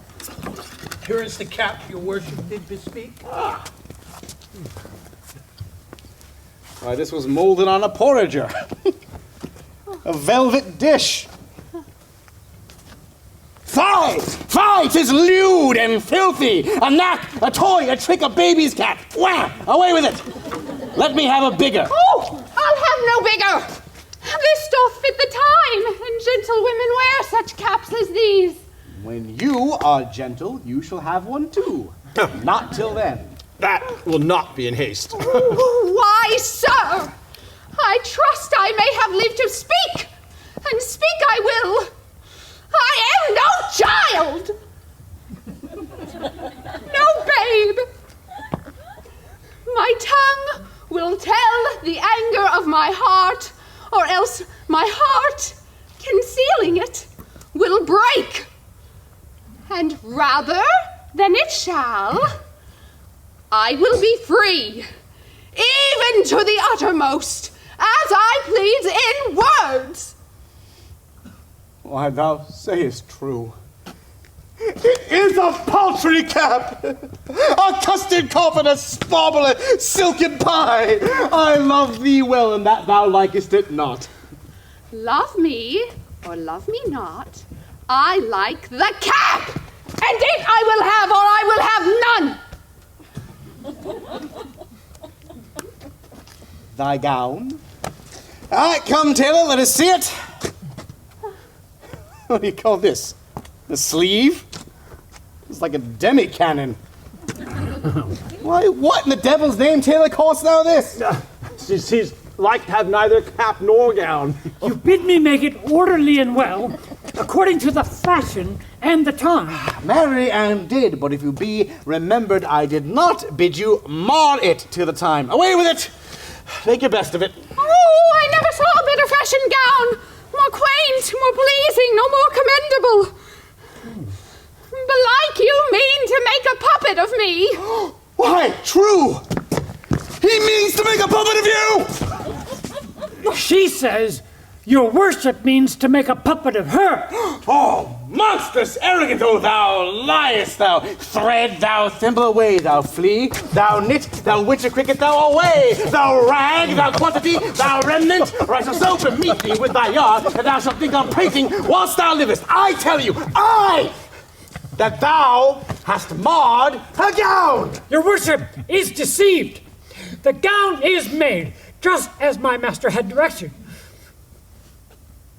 Gremio gave over order how it should be done. I gave him no order, I gave him the stuff. But how did you desire it should be made?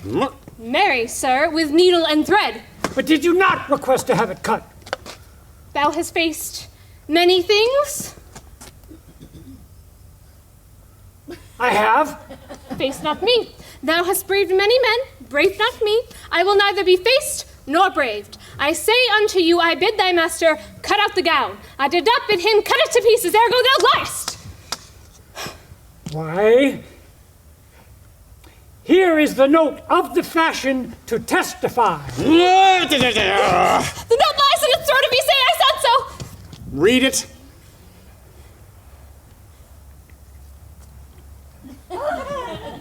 Imprimis, a loose-bodied gown. Master, if ever I said a loose-bodied gown, sew me in the skirts of it and beat me to death with a bottom of brown thread. I said a gown. Proceed. With a small compassed cape. I confess the cape. With a trunk sleeve. I confess 2 sleeves. The sleeves curiously cut.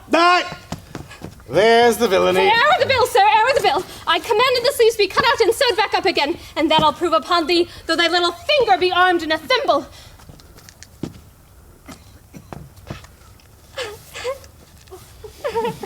Help! In brief, sir, the gown is not for me. You are right, sir. Tis for my mistress. Go. Take it up until thy master's use. Villain, not for thy life. Take up my mistress's gown for my master's use. Why, what's your conceit in that? Oh, sir, the conceit is deeper than you think for. Take up my mistress's gown for my master's use. Oh, fie. Hortensio, say that we'll see the tailor paid. Go! Away with it! Go and say no more! Come, tailor. Pay thee for the gown tomorrow. Take no unkindness in his hasty words. Every way, I say. Commend me to thy master. Come, Kate. We will unto thy fathers, even in these honest, mean habiliments. Our purses shall be proud, our garments poor. What is the mind that makes the body rich? And as the sun breaks through the darkest cloud, so honor peereth to the meanest habit. What? Is the jay more precious than the lark because his feathers are more beautiful? Is the adder better than the eel because his painted skin contents the eye? No, good Kate. Neither art thou the worse for this poor furniture and mean array. If thou accountest it shame, lay it on me. Therefore, frolic! For we will forthwith unto your fathers to sport and dine us with the best. Go, call forth my men, and we will to him straight. Let's see. 'Tis now some 7 o'clock, and well we may come there by dinner time. I dare assure you, sir, 'tis almost 2, and 'twill be supper time ere you come there. It will be 7 ere I go to horse. Look, whatever I say, or do, or think to do, you're still crossing it. Let it alone, sirs. I will not go today. And when I do, it will be what o'clock I say it is.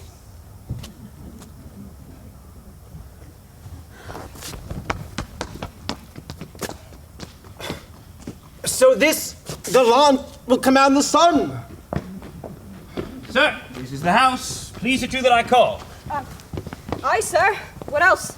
But I be deceived. Signor Baptista may remember me. Near 20 years ago, in It is well, in any case, and hold your own with such austerity as longeth to a father. I warrant you. But, sir, here comes your boy. 'Twere good he were schooled. Fear you not him.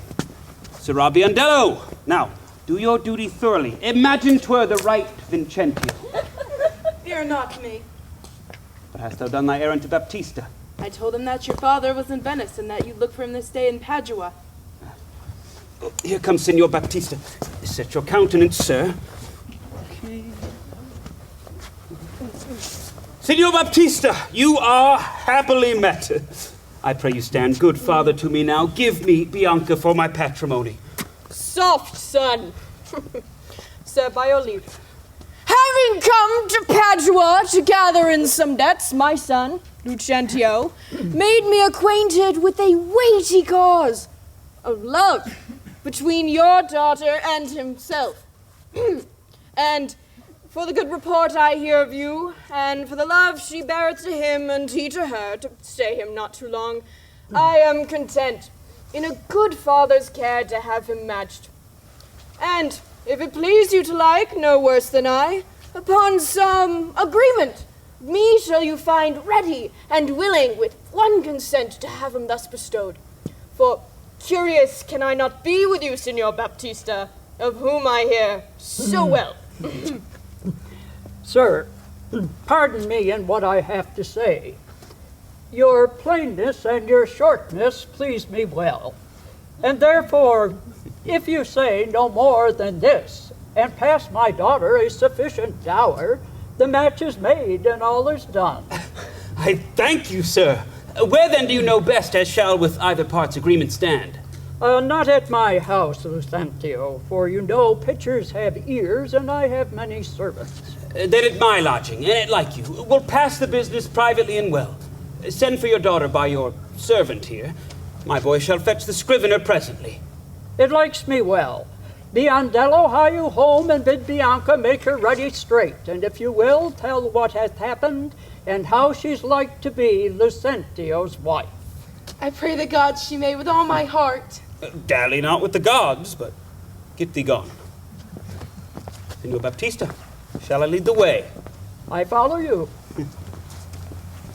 Cambio, What sayest thou, Biondello? you saw my master wink and laugh upon you. Biondello, what's of that? Faith, nothing, but has left me here behind to expound the morals and meanings of his signs and tokens.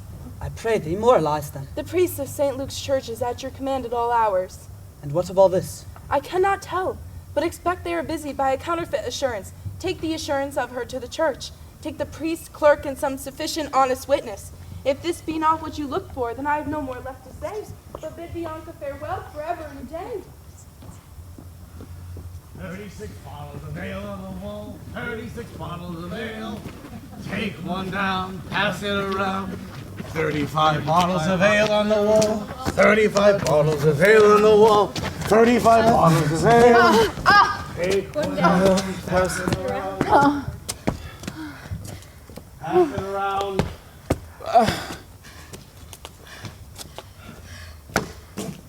Once more, in God's name, toward our fathers.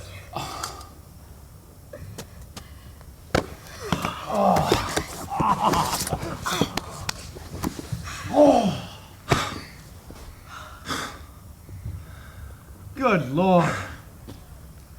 How bright and goodly shines the moon.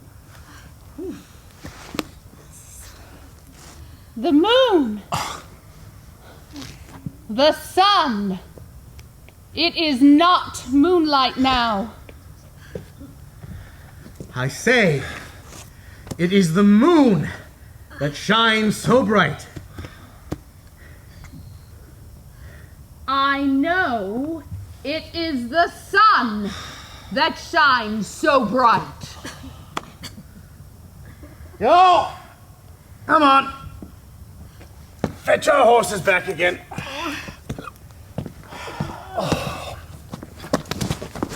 Say as he says, or we shall never leave.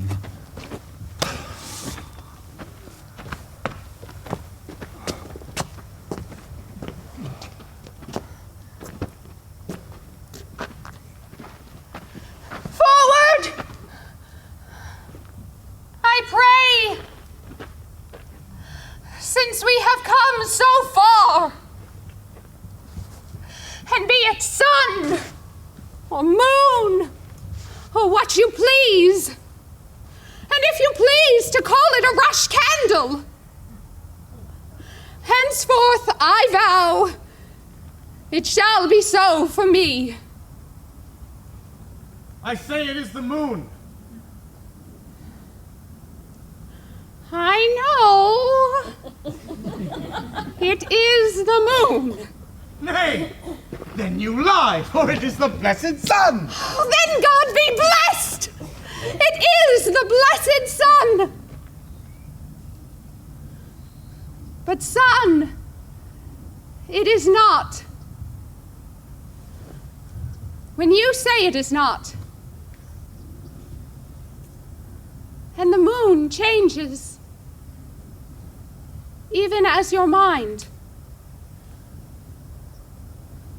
What you will have it named, even that it is. And so, it shall be so. For Katharina. Petruchio, go thy way. The field is won. Well, forward! Forward! Thus the bow should run, and not unluckily against the bias.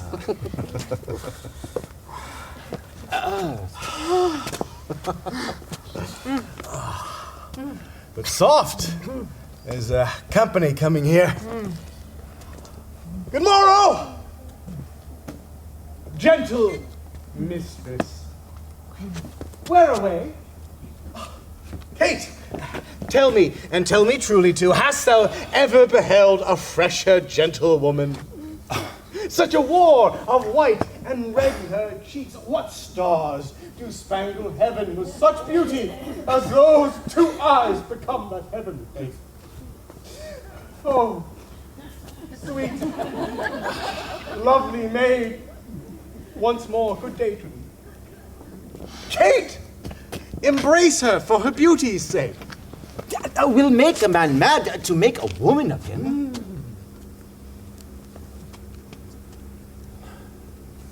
Young, budding virgin. Fair and fresh and sweet. Whither away, or where's thy abode? Happy the parents of so fair a child. Happier the man whom favorable stars allot thee for his lovely bedfellow. Why? Calm now! Oh, I hope thou art not mad. This is a man. Old, wrinkled, faded, withered. Not a maiden as thou sayest he is. Pardon, old father, my mistaking eyes that have been so bedazzled with the sun, that everything I look on seemeth green. Now I perceive thou art a reverend father. Pardon, I pray thee, my mad mistaken. Do, good old grandsire, and withal make known which way thou travellest, if along with us we shall be joyful of thy company. Fair sir, and you my merry mistress, that with this strange encounter much amazed me. My name is called Lucentio, my dwelling Pisa, and bound I am for Padua, there to see a son of mine, which long I have not seen. What is his name? Lucentio, gentle sir. Well, happily we met, the happier for thy son. And now by law, as well as by reverend age, I may entitle thee my loving father. The sister to my wife, this gentlewoman, thy son by this hath married. Wonder not, let me embrace with old Lucentio. And wonder we to see thy honest son, who will of thy arrival be full joyous. But is it true? Or else is it your pleasure, like pleasant travelers, to break a jest upon the company you overtake? I do assure thee, father, it is so. Go along and see the truth hereof. Hark, Petruchio, but this has put me in heart. After my widow, and if she be froward, thou hast taught Petruchio to be unpowered.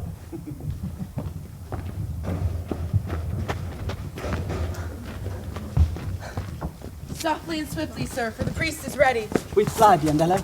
They may chance to need thee at home. Therefore, leave us. Nay, faith. I'll see the church over your back and go back to my masters as soon as I can. A marvel Cambio could not all this while. Here's the door, sir. This is Lucentio's house. My father bears more towards the marketplace. Thither must I, and here I leave you, sir. You shall not choose but drink before you go. I think I shall command your welcome here, and by all likelihood, some drink is toward.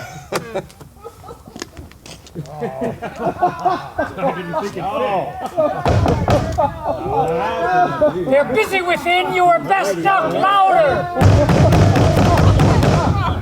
Oh, what is he that knocks as he would beat down the gate? Is Signor Lucentio within, sir? Aye, sir, he's within, but not to be bothered withal. What if a man bring him 100 pounds or two to make merry withal? Keep your 100 pounds to yourself. He shall need none, so long as I live. Hear that, sir? Leaving frivolous circumstances. Nay, I told you your son was well beloved in Padua. I pray you, tell Signor Lucentio that his father is come from Pisa and is here at the door to speak with him. Thou liest. His father is come from Padua and is here staring out at the window. Art thou his father? Aye, sir. So his mother says, if I may believe her. Why, how now, gentlemen? Why, this is flat knavery to take upon you another man's name. I have seen them in the church together. Oh, but who is here? My own master Lucentio. Now we are all done and brought to nothing. Come hither, you rogue! What, have you forgot me? Forgot you? No, sir, I could not forget you. For I have never saw you before in all my life. What, you notorious villain? Didst thou never see thy master's father, Vincentio? My old worshipful master? Yes, marry, sir. See, where he looks out that window over there? Is it so indeed? Help! Help! Here's a man that will murder me! Help, son! Help, Senor Baptista! Prithee, Kate, let's stand aside and see the end of this conversation. Sir, what are you that offer to beat my servant? Who? What am I, sir? Nay, what are you, sir? Oh, immortal God! Oh, fine villain! Oh, I am undone! While I play the good husband at home, my son and my servant spend all at the university. How now, what's the matter? What is the man, lunatic? Sir, you seem a sober ancient gentleman by your habit, but your words show you a madman. What cerns it you if I wear pearl and gold? I thank my good father I'm able to maintain it. Thy father? Yeah. Oh, villain! He is a sailmaker from Bergamo. You mistake, sir. You mistake, sir. Why, what do you think is his name? His name? As if I know not his name. I brought him up since he was 3 years old. And his name is Tranio. Away, away, madass. His name is Lucentio, and he is mine only son, and heir to the lands of Meath, Signor Vincentio. Lucentio! Oh, he has murdered his master! Lay hold of him! I charge thee in the Duke's name! Oh, my son, my son! Tell me, thou villain! Where is my son, Lucentio? Call forth an officer. Carry this mad knave to the jail. Carry me to the jail? Take heed, Signor Baptista, lest you be cats in this business. I dare swear this is the right Vincentio. Swear if thou darest. Nay, I dare not swear it. Then thou wouldst best say I am not Lucentio. Yes, I know thee to be Signor Lucentio. Away with the dotard, to the jail with him. Oh, we are spoiled, and yonder he is. Deny him, forswear him, or else we are all undone. Pardon, sweet father. Lives, my sweet son. Pardon, dear father. How hast thou offended? Where's Lucentio? Here's Lucentio, right son to the right Vincentio, that hath by marriage made thy daughter mine, while counterfeit supposes bleared thine eye. He is packing with a witness to deceive us all. Where is that damned Tranio that faced and braved me in this matter so? Why, tell me, is not this my cambio? Cambio is changed into Lucentio. Love wrought these miracles. Bianca's love made me exchange my estate with Tranio, while he did bear my countenance in the town. And happily I've arrived at the last, unto the haven of my bliss. What Tranio did, myself enforced him to. Then pardon him, sweet father, for my sake. I'll slit the villain's nose that would have sent me to the jail. But do you hear, sir? Have you married my daughter without asking my goodwill? Fear not, Baptista. We will content you, go to. But I will in to be revenged for this villainy. And I to sound the depth of this knavery. Look not, fair Bianca. Thy father will not frown. My cake is dull. But I'll in among the rest, out of hope of all but my share of the feast. Husbands, let's follow to see the end of this ado. Kiss me, Kate, and we will. What? In the midst of the street? Art thou ashamed of me? No, sir. God forbid. But ashamed to kiss. Come, Sirrah. Let's home again. Nay! I will give thee a kiss.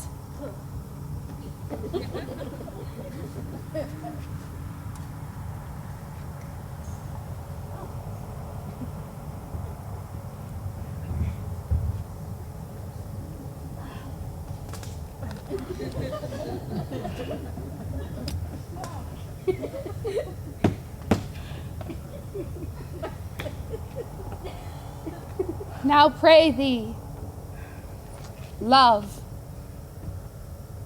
stay. Is this not well? Come, sweet Kate, but a once and never, for never too late.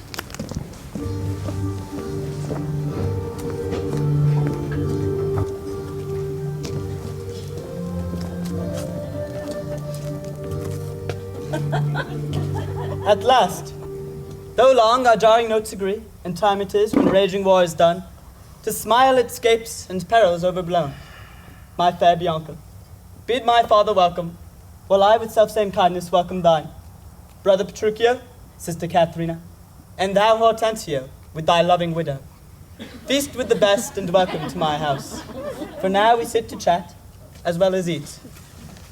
Nothing but sit and eat and eat. Padua affords this kindness, son Petruchio. Padua affords nothing but what is kind. I would for both our sakes that word were true.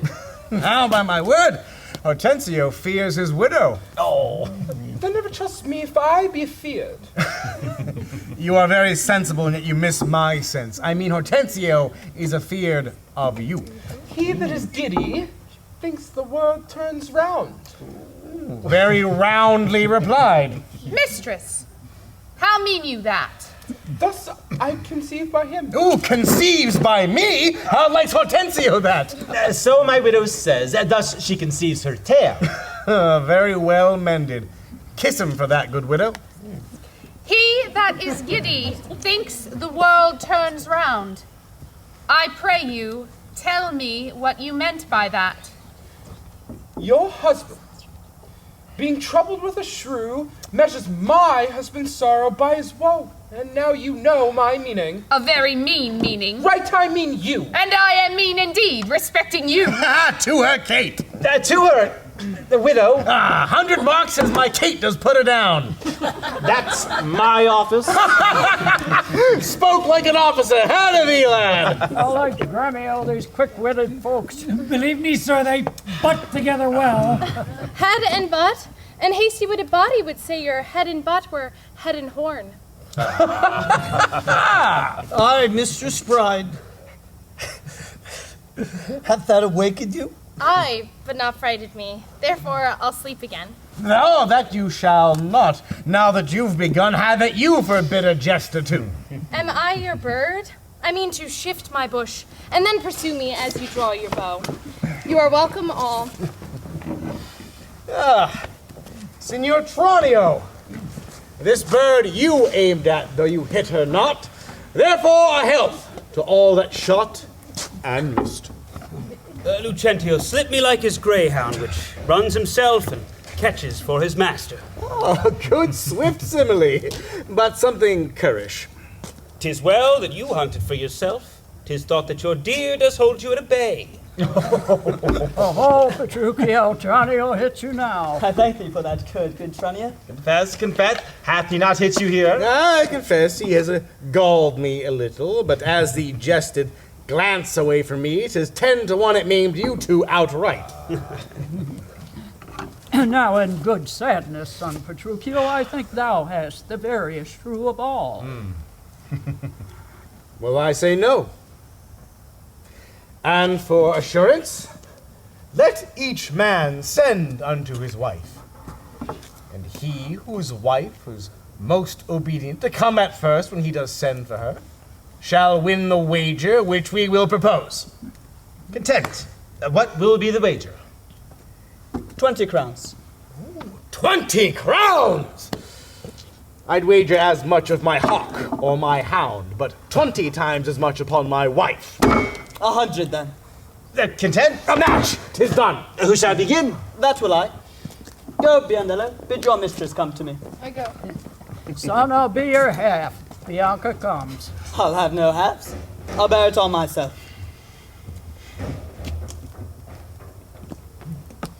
How now? What news? My mistress sends word that she is busy and she cannot come. Oh! She is busy, and she cannot come. Is that an answer? Aye, and a kind one too. Pray God, sir, your wife send you not a worse. Nay, I hope better. Biandello, go forth and entreat my wife to come to me forthwith. Entreat her? Nay, then she must needs come. Do what you can, sir. Yours will not be entreated. Biandello, where's my wife? She says you have a goodly jest in hand, but she bids you come to her. Oh, worse and worse, O tile, intolerable not to be endured. Gremio, go to your mistress. Tell her I command her to come to me. I know her answer. What? Oh, she will not. The fouler fortune mine, and there an end. Now, by my holodam, here comes Katherine.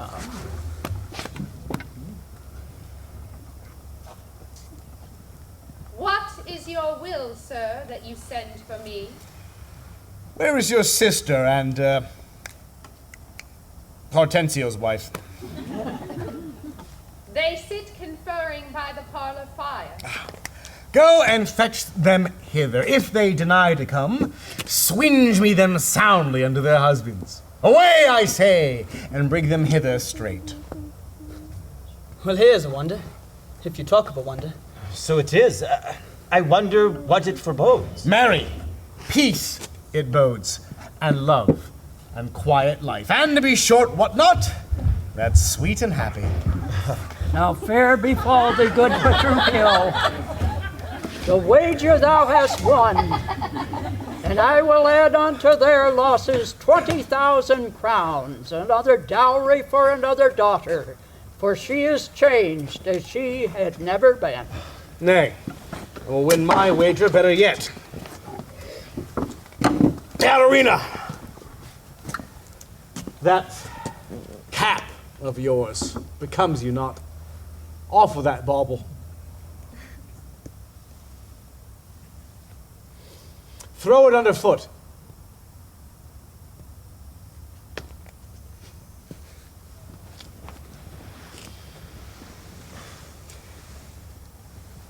My lord, you let me not have a cause to sigh till I be brought to such a silly pass. Fie, what foolish duty call you this? Would your duty were as foolish.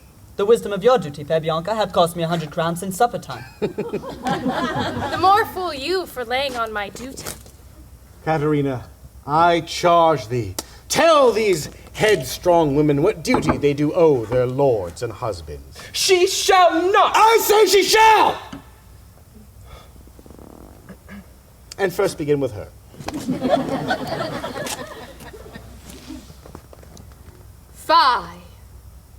Fie, unknit that threatening, unkind brow, and dart not scornful glances from those eyes to wound thy lord, thy king, thy governor. It blots thy beauty as frosts do bite the meads, confounds thy fame as whirlwinds shake fair buds, and in no sense is meet or amiable. A woman moved is like a fountain, troubled, muddy, ill-seeming, thick, bereft of beauty. And while it is so, none so dry or thirsty will deign to sip or touch one drop of it. Thy husband is thy lord, thy life, thy keeper, thy head, thy sovereign, one that cares for thee, and for thy maintenance he commits his body to painful labor both by sea and land, to watch the night in storms, the day in cold, whilst thou liest warm at home, secure and safe, and craves no other tribute at thy hands but love, fair looks, and true obedience. Too little payment for so great a debt. Such duty as the subject owes the prince, even such a woman oweth to her husband. And when she is froward, peevish, sullen, sour, and not obedient to his honest will, what is she but a foul, contending rebel and graceless traitor to her loving lord? I am ashamed that women are so simple to offer war where they should kneel for peace, or to seek for rule, supremacy, and sway when they are bound to serve, love, and obey.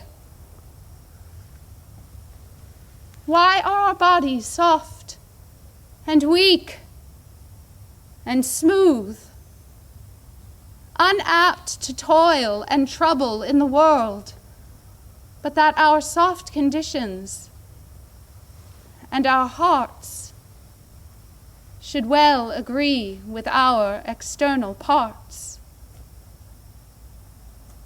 Come, come, you froward and unable worms. My mind hath been as big as one of yours, my heart as great, my reason haply more to bandy word for word and frown for frown. But now I see our lances are but straws. Our strength is weak, our weakness past compare, that seeming to be most which we indeed least are. Then veil your stomachs, for it is no boot, and place your hands below your husband's foot, in token of which duty,